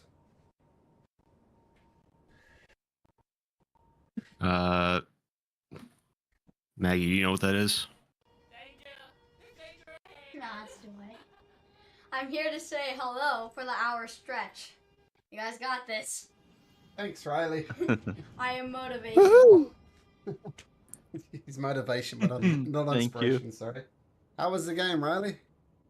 We don't know who won. We left out the first quarter. What? Yeah, Mama wanted to go home. Like, she only wanted to stay there till the first quarter. Okay, well, you guys get tired pretty quickly. Did you have anything to eat at the game? No. See you later, Riley. No giant pretzel? Come on now. Riley, off you go. Riley, see you later. Oh, okay. So you asked Magdalena if she knows what that is. Magdalena, make a religion Well, check. no, I asked Maggie if she knew what it was. Ah, Maggie. Ah, But I mean, sorry. I don't know if it's something I would notice, but I was asking her if she knew. Maggie, sorry.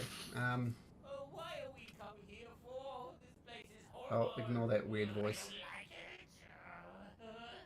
Turn that off. Okay,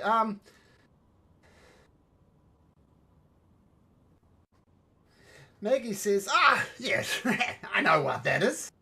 It is the purest of souls, a creature called Mooncolor, which is actually a unicorn. And it has a extremely good job at zapping demons. Now, I myself am not a demon, so we could travel closer to it, but it has a unique ability to zap demons. But the unicorn is trapped in there, but who cares about a silly, smelly old unicorn, right?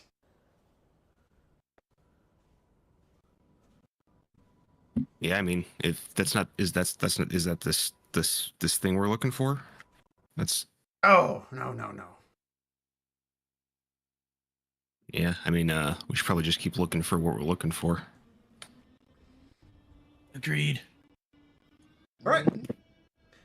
Okay, so you give a wide berth around this zappy deeming thing.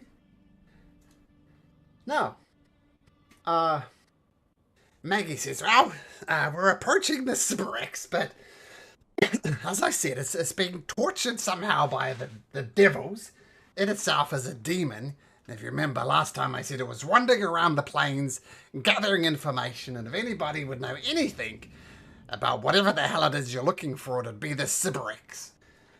Now, we're currently driving on 2 very loud machines. How are we going to approach this situation? I mean, it doesn't bother me, but what do you want to do? Do you want to go on foot? Subtle? I mean,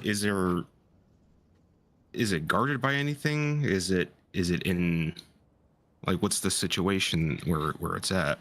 Oh, fact number 1, it's being tortured by devils.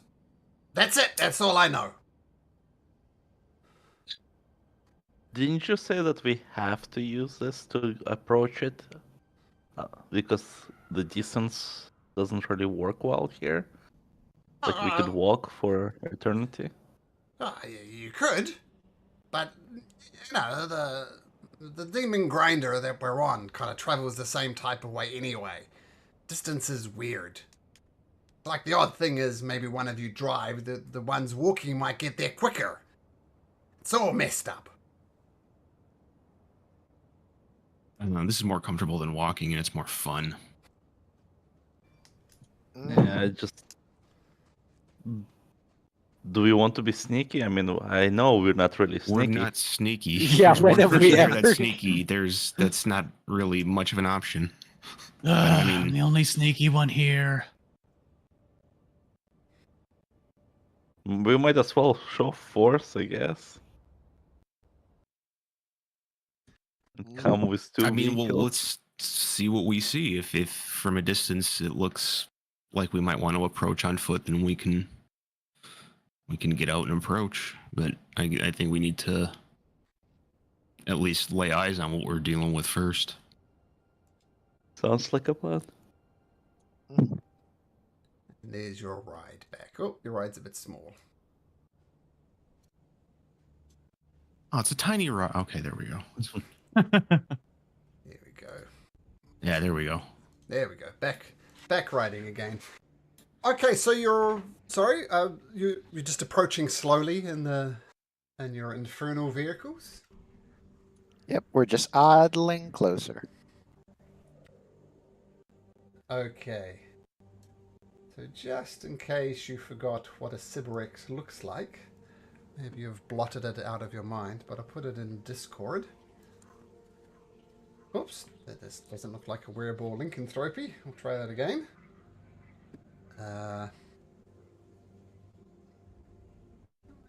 the image for me. Copy image.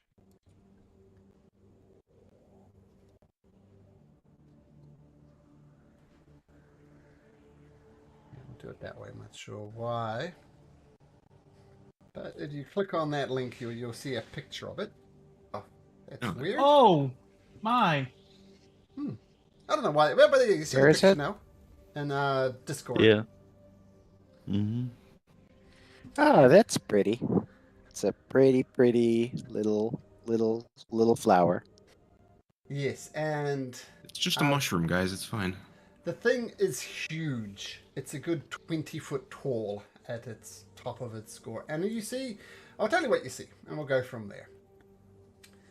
So spiky chains lash a 15-foot diameter floating ball of quivering flesh to a 20-foot tall wrought iron scaffold. And you see 2 fiends wrapped in chains. So like fiends, devils wrapped in chains. So the chains is their kind of motive. Slowly torturing this creature by slowly pulling these chains tight. And you hear the creature scream and yell, and you see demon ichor kind of dripping out of it. And you see a third creature. It almost looks like some type of wolf creature. And it's yelling at this creature in multiple languages. And it's sitting about halfway up on the scaffolding. And that's what you see from a distance. So you just come over the top of a rise of a hill. put your infernal machines to rest, which gives you the option. What would you like to do? So were we gonna talk to this, or what was the plan? Well, we don't really know what to do with it. I Yeah. think we need to find out. So, do we communicate, Maggie? Do we? Is this thing supposed to talk to us, or does it have something? Well, you could talk to it. I mean, you see that devil creature screaming at it in multiple languages. One assumes it has some type of language. But as I said, if there's anything who knows anything about Avernus and where to find things, this demon is like a bit of a research agent who didn't know it. Of course, it's having a bit of a problem at the moment, as it's literally chained up and tortured. Probably not that talkative at the moment. Do you know why it's being tortured? Because it's a demon! Yeah. Well, there's demons everywhere here. No, Well, wash your the mouth others out. There are being tortured. devils here. Wash There are your devils mouth here. out. Devils.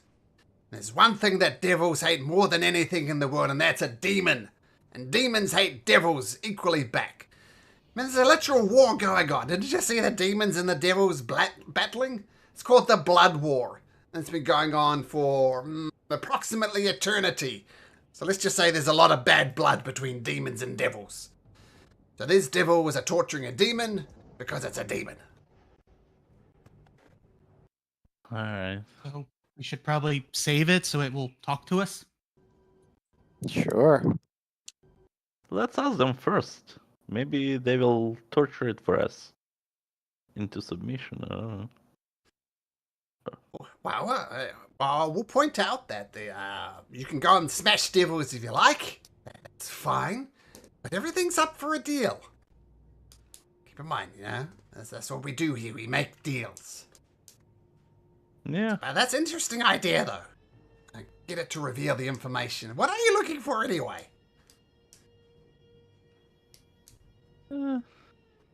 Well, that's also information, right?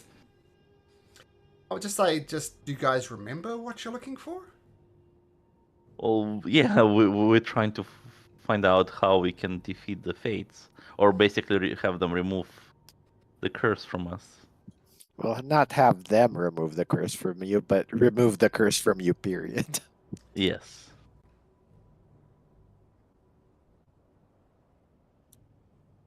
And I think they were supposed to help us also control them, so they tell us how to defeat the enemy number uno. What the Tree of Thaliet was saying to you, I say it without all the mystery behind it, but the Fates have something called like a soul stone, and they secure them away in very, very secure locations. And the tree told you to go to hell and find these soul stones. And if you have the soul stones, you have the hags by the shortened curlies, effectively. Yeah, so if you destroyed them, for example, they'd lose all their power. Destroying them might be another thing. But you're looking for 3 soul stones to control the 3 hags, and they will renege on any deal. And yeah, it's the most precious thing. Without that, they lose lots of their power. So get that, and you'll have the hags. So we have to get soul stones from this thing, basically. Yeah, well, The hags. I assume Balloon Boy over here knows where the soul stones are. Is basically Probably. That's implication right? of what Mad Maggie said. If anybody knows, it knows. So in Horcrux too. From him. You like a Horcrux, yeah. Yeah, so we'll need to make a deal with the demon who's currently being tortured by the devils. So we're either gonna beat up, kill the devils, or make a deal with them to make a deal with the demon. Yeah. Right. I'd say we can always attack. We could probably maybe talk to them first. That's right. We can always attack. Words to live by.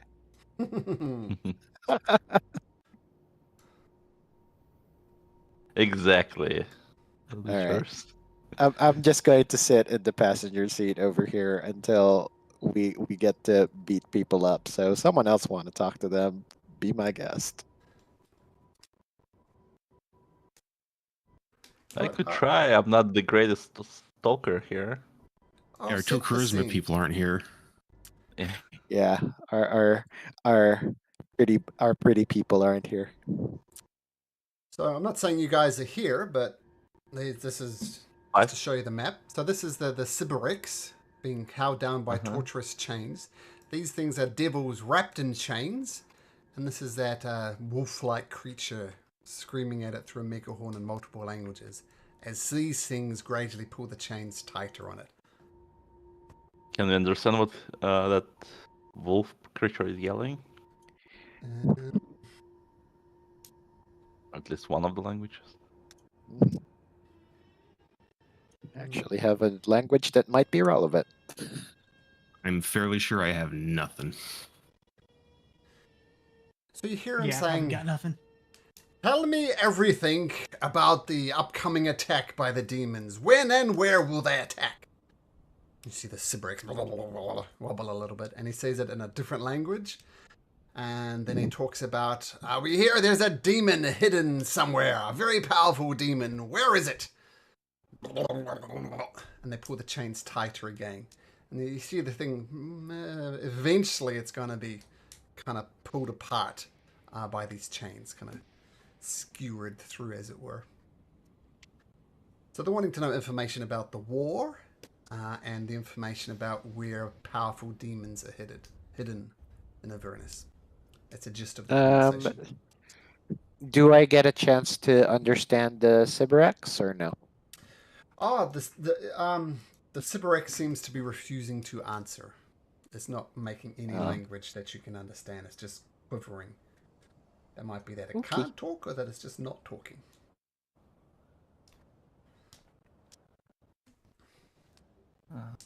Book.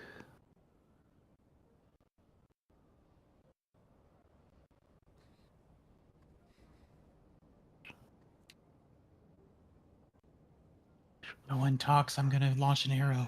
Oh, sorry. I'm trying to check the spells if I can get. No.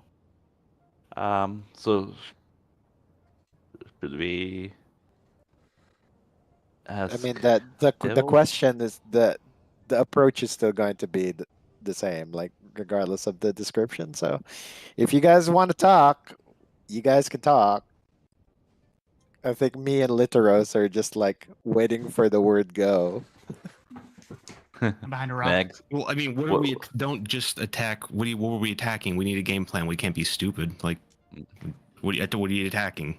I mean, it sounds like I mean the thing is either we make a deal with the devils so we can make a deal with the demon, so that requires talking to the devils, or we kill the devils and then try to figure out and then sort of like hopefully that that'll give the Sybarex gratitude and let us either like torture him to answer questions or try to convince him to give us answers out of gratitude. Yeah. Enemy of my enemy is my friend. Or it can just turn attack us too. It can't really attack. It's wrapped in chains. Mhm. That attached to the devils that we would kill.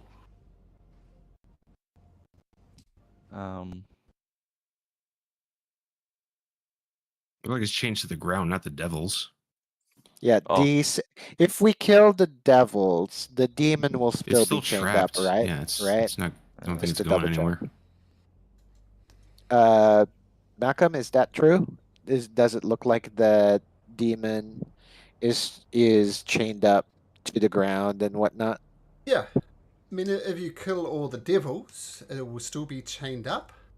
But you see these guys here actively pulling it down with chains. So the chains will be loosened, and you're not sure whether or not that will mean it will go free. Okay. How menacing do the devils look like in comparison to like other creatures we fought here? Like, do they look? Well, basically, I'm trying to assert them. So, like, what? I don't know how to like compare, but That's what they look like. You tell me. In Discord once again. yeah. Huh. Yeah, if you could rate their challenge from 0.5 to like 23. I think the lowest is actually 0.25. And I'll answer that question right. yes. All right. Yeah, so if we could just maybe figure out some sort of challenge. Well, there's rating, also as it this were. what looks to be a fox thing. What does that thing look like? Yeah.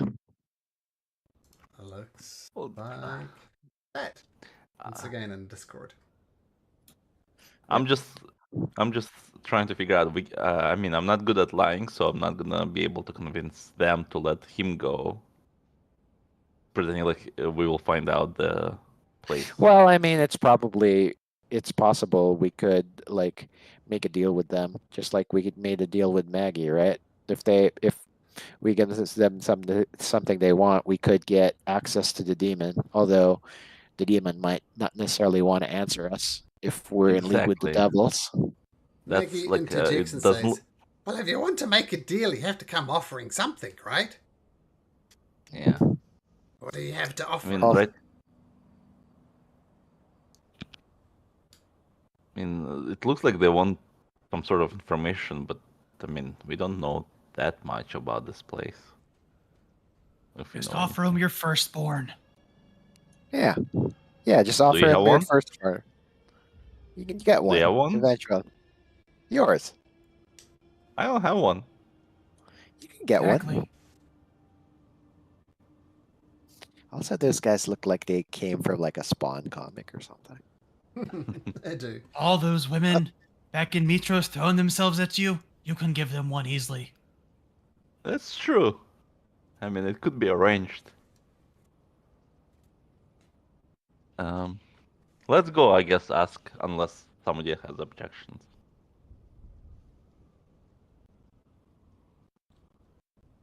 All right. I guess I approach. And so Australia and Litros are hanging back. That was the plan, right? No, Yeah, I'm behind a rock. no. I'll head over, sort of like just behind him, just like acting as the muscle, so Okay. Just that remember, I if do they, look pretty beat up. yeah, well, just so that if hostilities happen, I'm in range to be able to do something. Okay, so Yeah, we're I'm an just saying actual like I map. won't be able to. Sorry. Go ahead. Leander. Sorry. There you go. No, I was just saying like I won't be able to intimidate because I look pretty much beat up.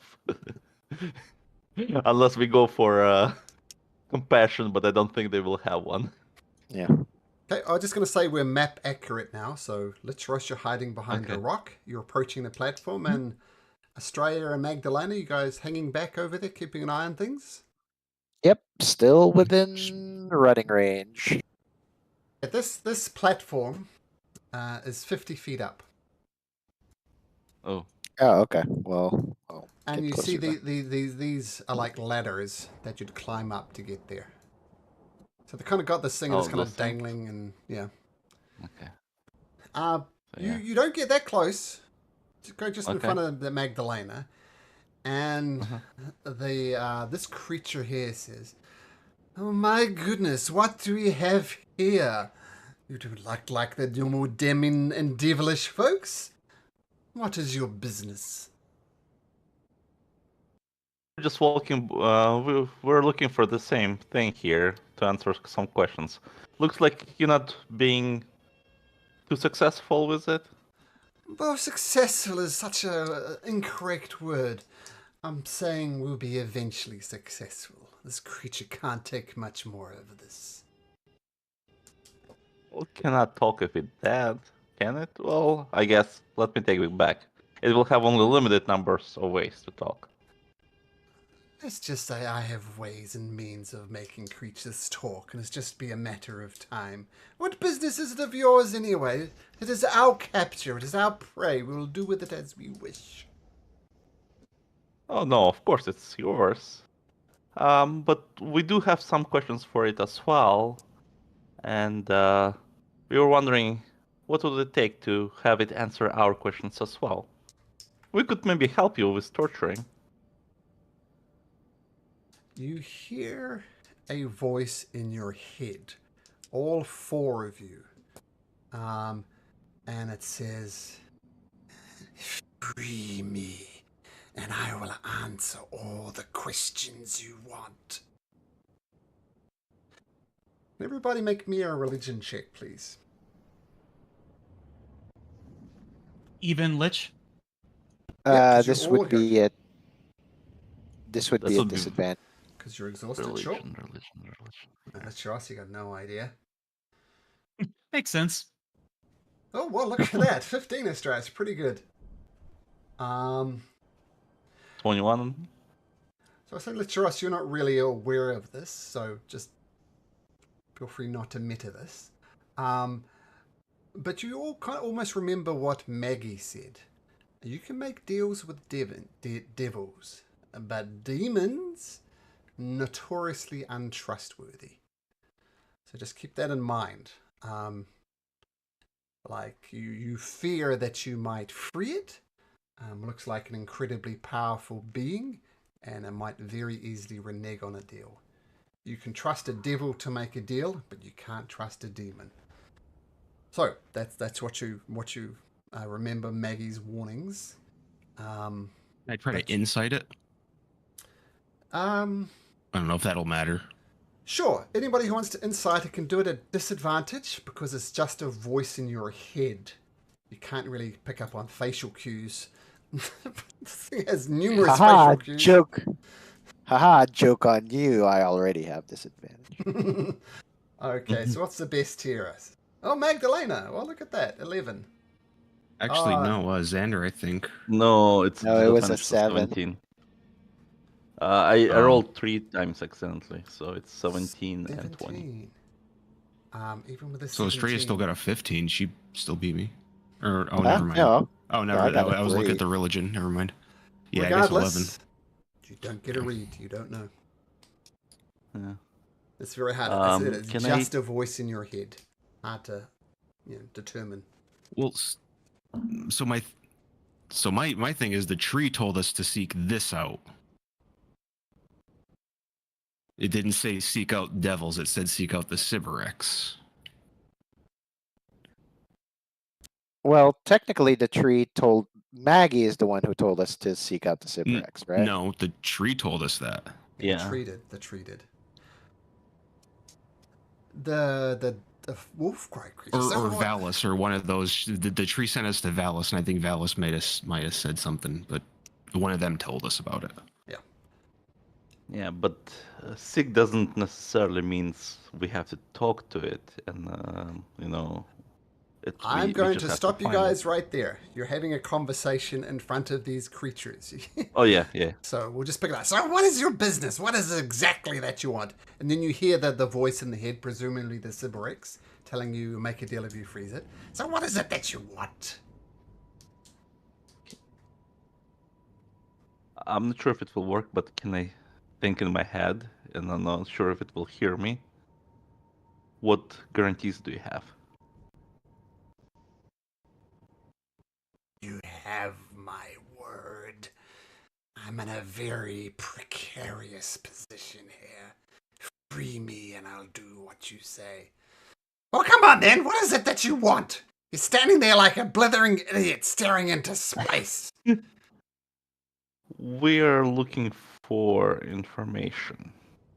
I'm looking for dominion over hell itself, every actual soul, but you can't always get what you want. I'll kill, So you're not. I'll asset, I'll resource. There's a price to share the resource? I'll make an offer. There's always time to make a deal in hell after all. What is it that you offer? Says Malcolm, moving between accents as he goes. What is it that you offer? Well, there was talk about my firstborn, but I'm not sure. You're not sure What do if you you think have a about that? firstborn? You are a blithering idiot. Well, there's always future. Oh, well, you're going to promise... quite frankly, I don't know if you're, shall we say, firing blanks or not. So, I don't know if you're capable of siring an offspring. That is not a deal anybody would take. Make me another offer.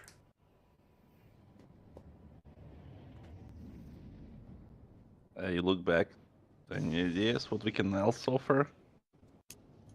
It's your quest, man. Intelligence check for me, Xander. Intelligence.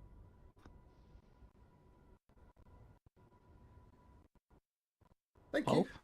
No clues from the DM.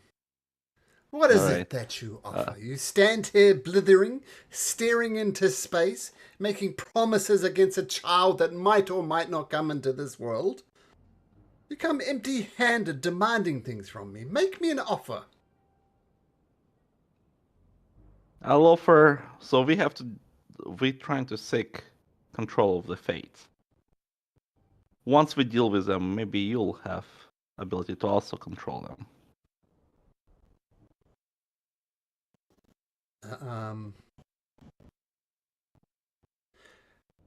You're trying to get control of fate itself. That is interesting. And if you control fate, we control fate? I don't really understand your offer. We'll let you bend one of the realities. Maybe that will help you to become the lord of the. Yeah, maybe, could, if, then, maybe. Something solid, something concrete.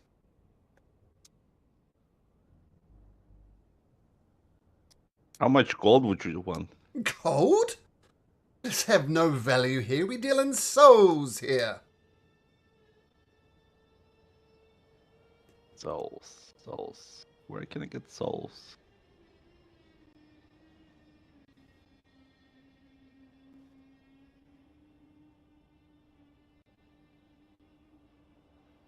I'm saying gold is of no value here. Souls are. Maybe you could give up your soul to us. That would suffice. If I don't have soul, then I don't care what's going to be happening. Oh, you do have a soul. Everybody has a soul. No, I'm saying if I do give up my soul, then I'm not 100% sure if saving myself from fate will matter. I'll put it this way. This is how the deal would work.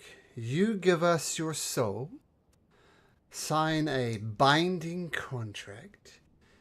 You continue to live your life however you like. Do whatever you like. Live your life. Sire children if you're able. But when you die, and everybody dies sometime, the essence of you will return here. It will enter a creature called a lemur. And you remember running over these things. They're kind of like big maggots.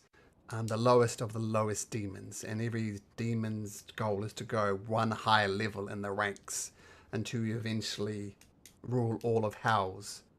I forget the name of the ultimate devil, but he's a ruler of all 9 hells of 9 levels of hell. Asmodeus, I think? Not sure. Yeah. Anyway. Asmodeus? Asmodeus, yeah. So he's a ruler of the 9th level of hell, and he's the top of the hierarchy, and the lemurs are these maggot things at the bottom. But there's always chances to move up and down. That's very hard for that.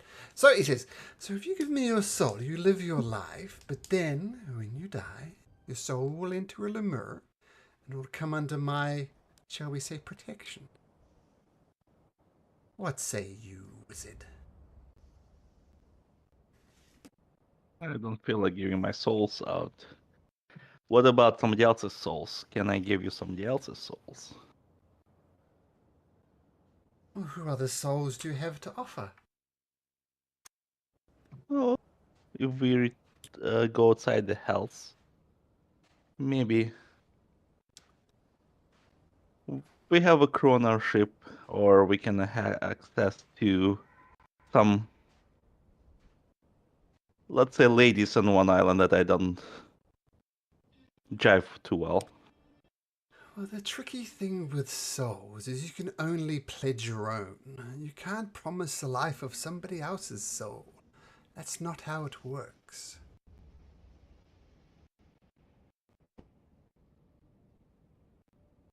Well, Come on, you live your life as normal. You barely notice the difference.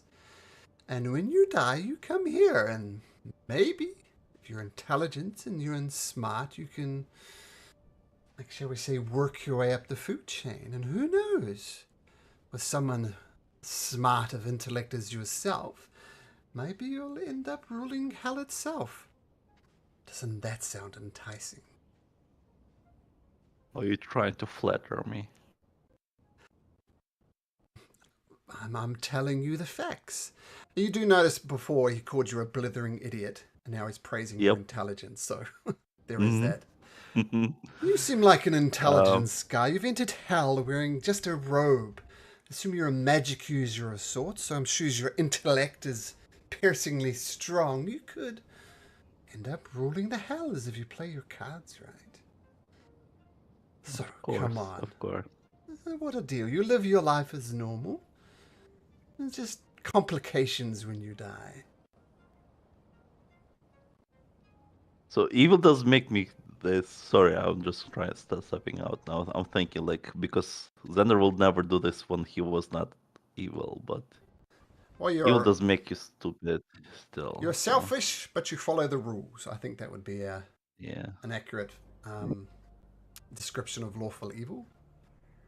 Yeah, you're not dumb. So, like, Yeah. if good Xander thinks So it what I'm wouldn't be worth it to sell your soul, then evil Xander probably wouldn't either. wouldn't, yeah. So that's what I'm trying to think, and unfortunately, I can't think of anything else. So I'll turn to Astray and say, sounds like show of force is more appropriate here. Oh no, don't jump to conclusions. A soul if a soul is off the table. I see 4 of you. Any one of your souls would suffice. Including the creature over there hiding in the rocks. Any one of your souls would do. He sees me with a 20? Mhm. Wow.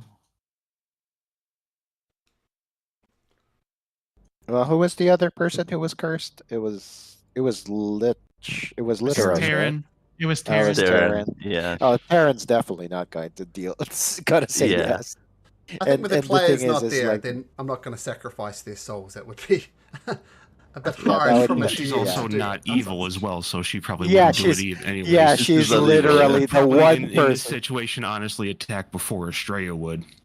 Yeah, probably. Actually, she wouldn't even let Yeah, us. yeah. Honestly, it's like she probably would have already started swinging. So if a soul is off the table, if the opportunity of a lifetime is off the table, perhaps you'd like to offer something else. How do like the vehicles? We have slightly used vehicles over there. Widely used vehicles. Slightly, like Never moderate, been any accidents, we swear. moderately distressed. Like a used car Just- salesman.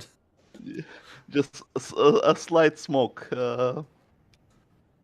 Well, I Prior mean, driver likes to smoke. actually did the car we jack have any soul coins in like the trunk or something? no.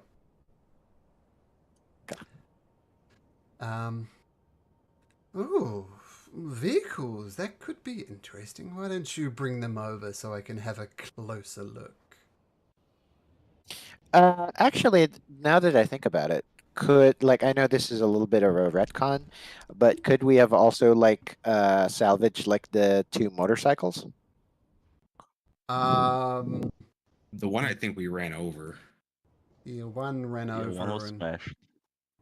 Yeah, but the Yeah. one was like we killed the dude and then the motorcycle just like fell Oh, behind or something. Short answer, no. It's Okay. wrecked, and you need to be. Yeah, maybe Maggie could given time and back at Fort Knucklebone, but at present, no.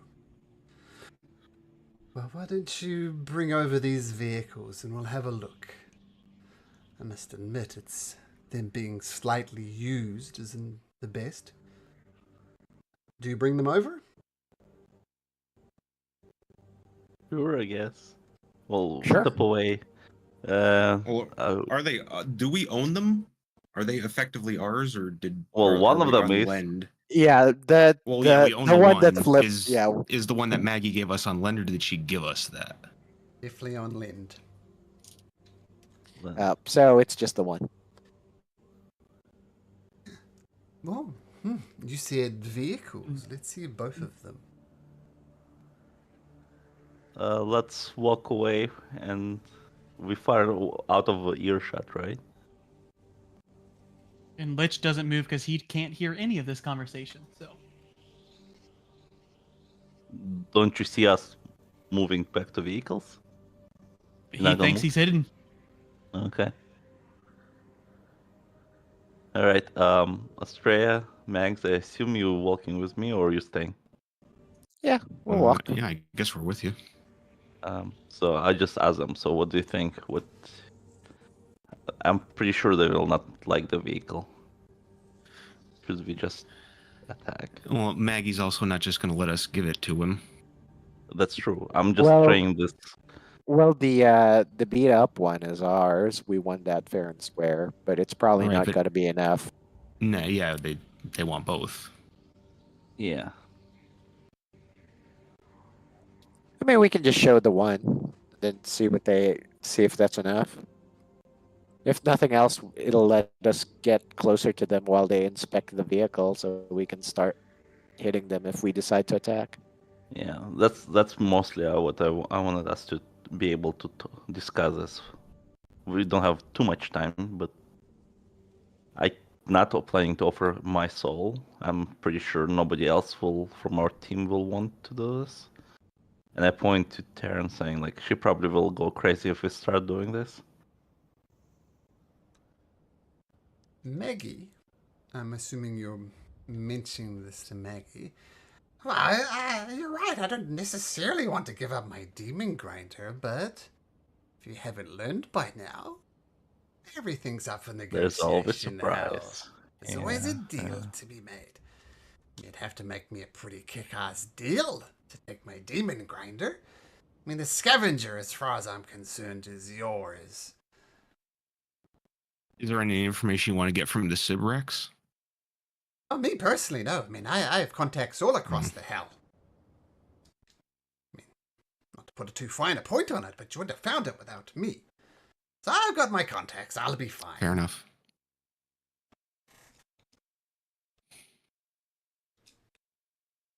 And what would you want? Memories again?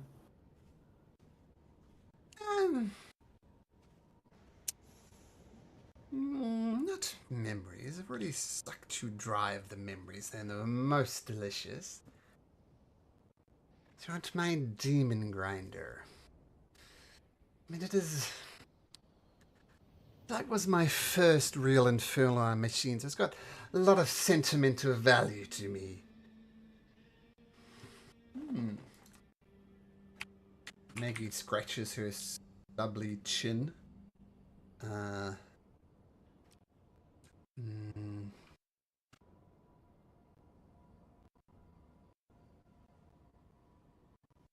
Probably all it has now.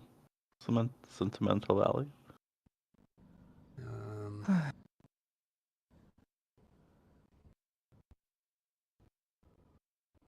Or do you know what besides those demon devils would be interested in? Well, then, they might be interested in the demon grinder and the scavenger. They are quite useful resources, shall we say.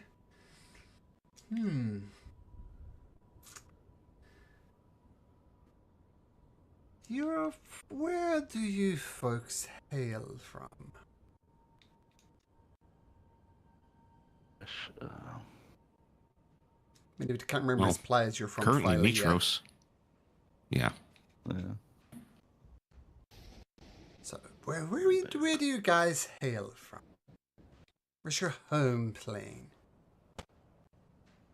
Why do you ask?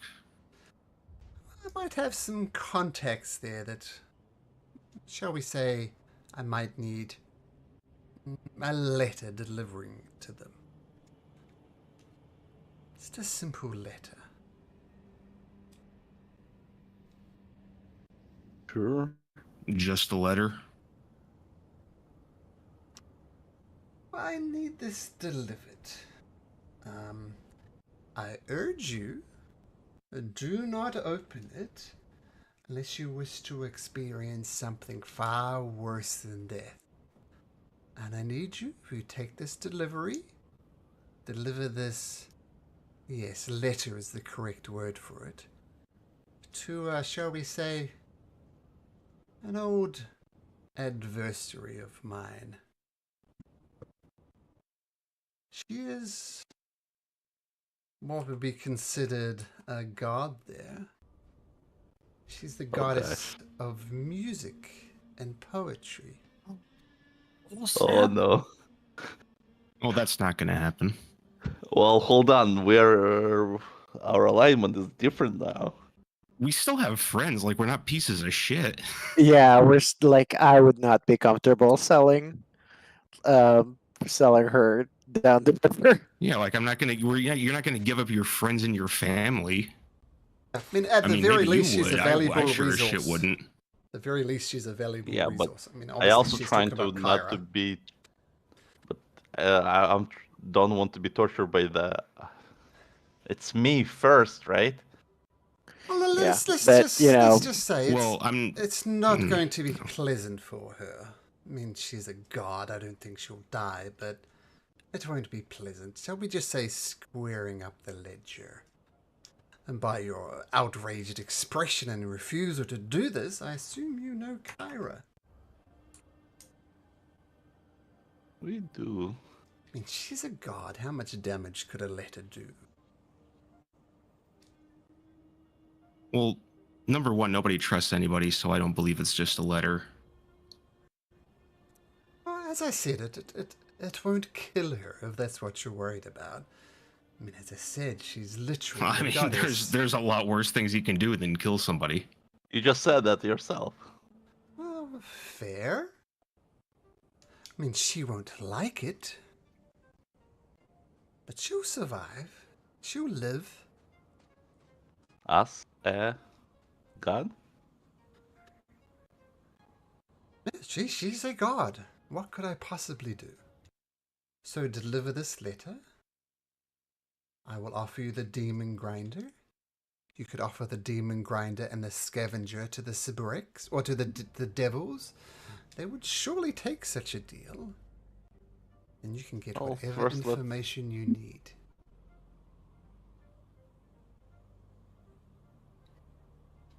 What do you say? I never played evil characters, so so hard. Okay. So here's my thinking, like, because evil means selfish, right? So I care about myself the most, and I don't want to be tortured. So I don't know how much evil characters care about their friends. So Xander probably would say this. Well, if they would be interested, then I would make a deal. But I look at my well, I don't know. Are they friends? Are they just partners now? At this point, I'm just gonna draw my sword. So you Curious say yeah, no. off the because table. because you're not going to convince any of us to give up Kira. And we're oathbound to her, and yeah, if we're talking about valuable resources, having a god on our side, sorry, man. Okay. So then we fight. I'm not saying we fight. I'm just saying Kira's off the table. Our All crew right. is off the table. Yeah. Yeah, that was like I was fine sacrificing like nameless nymphs to to get you out of the whatever, but not our friends. Maggie pipes up. I'll say one more thing, which is a little wrinkle in this. I saw what you did to those lycanthropes, Estrella. It was very impressive. I saw what you did, Licheros, with your bow and arrow. Very impressive. And Magdalena. there.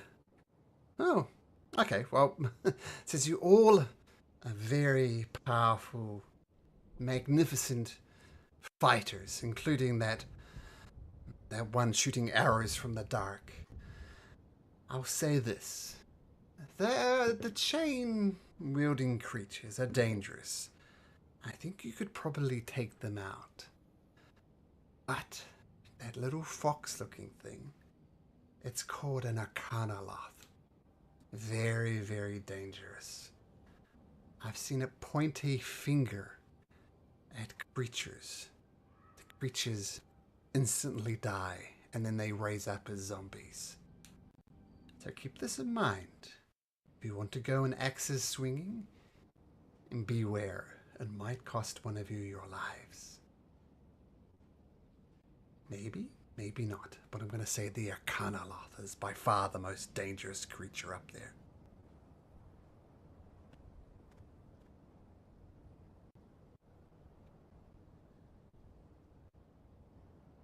I can't really think of anything else to offer. Yeah, I mean, at this point, it's like, it's soul, we attack, or we give up and we give like those nymphs to the fates, and Or basically, we help these things get what they want from the Sybarex. yeah, that is also true. But how I will we offered. let? They were not even asking, considering that. Well, we need to figure out like a way to be able to be helpful to them. Basically, like if we offer that, hey, if we do X, Y, and Z, we can get the Sybarex to talk, then we might be able to get a deal. So I turn to Mags and ask, "Well, you're a, that's some type of religious person, right? So can't you use holy powers to damage demons? Maybe it will be more torturous than I mean, just chains." I don't have anything that's particularly powerful against them. They're actually, a lot of them are fairly defensive against magic. I have like holy water or something. I mean, Yeah, anybody could use holy water. Yeah, I don't really think No. something as That's common not as gonna do that holy much. water. Yeah, I'm grasping the straws, man. I can't think of anything else. I mean, if we can't be of service to them, then yeah, it's just going to be this beat up old hunker or souls, Yeah. and they have to be on hand. Yeah, it doesn't seem like they want future souls or somebody else's souls. I assume nobody here wants to give their souls, right? I look around again. I mean, it's yours. It's your quest. So, That's your soul. it's like I'm willing to help you, but I'm not willing to give up my soul when it's you that's kind of on the hook for it. Okay, well. Yeah, and we're not giving up Kira. Yes. Maggie says, I have one more option that you might be considerate. Now, it does not come without its risk, because this is very much time sensitive. I don't know how long these devils plan to torture this demon, but it's a finite amount of time. Running through the center of hell is the river Styx, which connects many of the planes together, but that's not what I'm interested in. Written on it's a dock of sorts who fish for souls inside of the river Styx. And these powers the mighty fortresses that I can't remember her name. Who remembers the name of the ruler of the first level of Hell, Avernus? It's a female. Zariel. Azariel. Zariel. Yes, the one's the fortress of Zariel itself. Feeds on the souls. There's a devil there called Bowsertine. He runs the Stygian dock. Let's just say him and I have a complicated relationship. And while it pains me to say it, there is no better expert on infernal machines than he is. If you could make a deal with him for him to give me some upgrades to my demon grinder, then perhaps we could make a deal out of that. Yeah. The other option I was maybe thinking of is we can go back to the unicorn, free it, and then strike a deal with it to help us with these guys.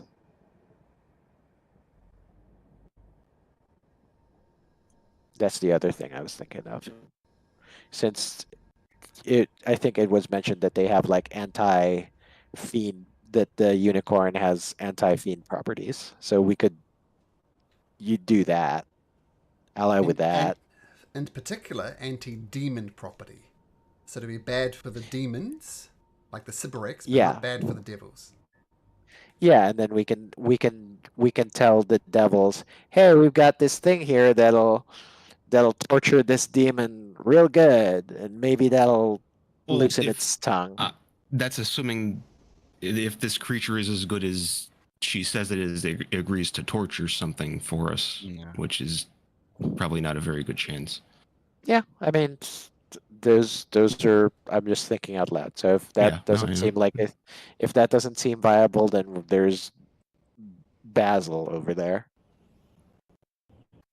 So more particular, he'll share the information with her and how to upgrade her things, because she's not going to give up her demon grinder, right? So information is what she's looking for about ways to make her infernal machines better. But she says she didn't have a good relationship with Balzatine, which is why she hasn't done it up to now. Yeah, I mean, I still think the unicorn thing might be worth a shot. Plus, our friend Mags will probably be all for it, even though none of us right now really care. You mean Terran? Oh yeah, sorry, Taryn. Yeah, she Yeah. might care about wanting to rescue a unicorn, but Well, we could make it final decision next session. If she's hopefully back. Well, I mean, she's just physically sick, and that's on hope she'll be better next week. So the options on the table: go to Basil Steen, make a deal with him so to share the upgrades with Maggie. Give up both vehicles. Maggie says to deliver the letter to Kara, you need to do that. Beat them up, but beat them up has a complication with according to Maggie, the Arcana Loth could point a finger at you and you die instantly and come back as a zombie. So that's bad. We have to deal with demon as well after we beat up with those. An inherently untrustworthy demon. You might free him, and I mean, just by looking at him, right? You know, he's no joke. He might be damaged, but doesn't look like a pushover. Complications. Deals in hell are never easy. Okay, gentlemen. Well, hopefully Zagnus and Taryn will both be back next week. But we'll see what happens. All right. Alrighty. All right. all right, Yeah. sounds good. Thank you for help, guys. But yeah, I have Sounds no good. idea like what to offer. But honestly, I did think You're so. Xander would. Yeah. Playing evil is hard. Well, Yeah, you just have to be selfish. And just kind of almost the way that it happens is you're in hell, right? It's no joke. Mhm. And so the essence of hell is kind of infusing you, which has turned you into these awful evil creatures. Will you remain or not afterwards? We shall see. Alright. Yeah, I've played Descent into Avernus, so when you had us roll wisdom saves, I was like, oh, all right. Lawful evil. Okay, all right. See you next week, gentlemen. And we'll see where Alright, this goes. Thank you. Have a good All night. right, that was fun, See you guys. guys. Good night. Take care. Later. Bye. Good night.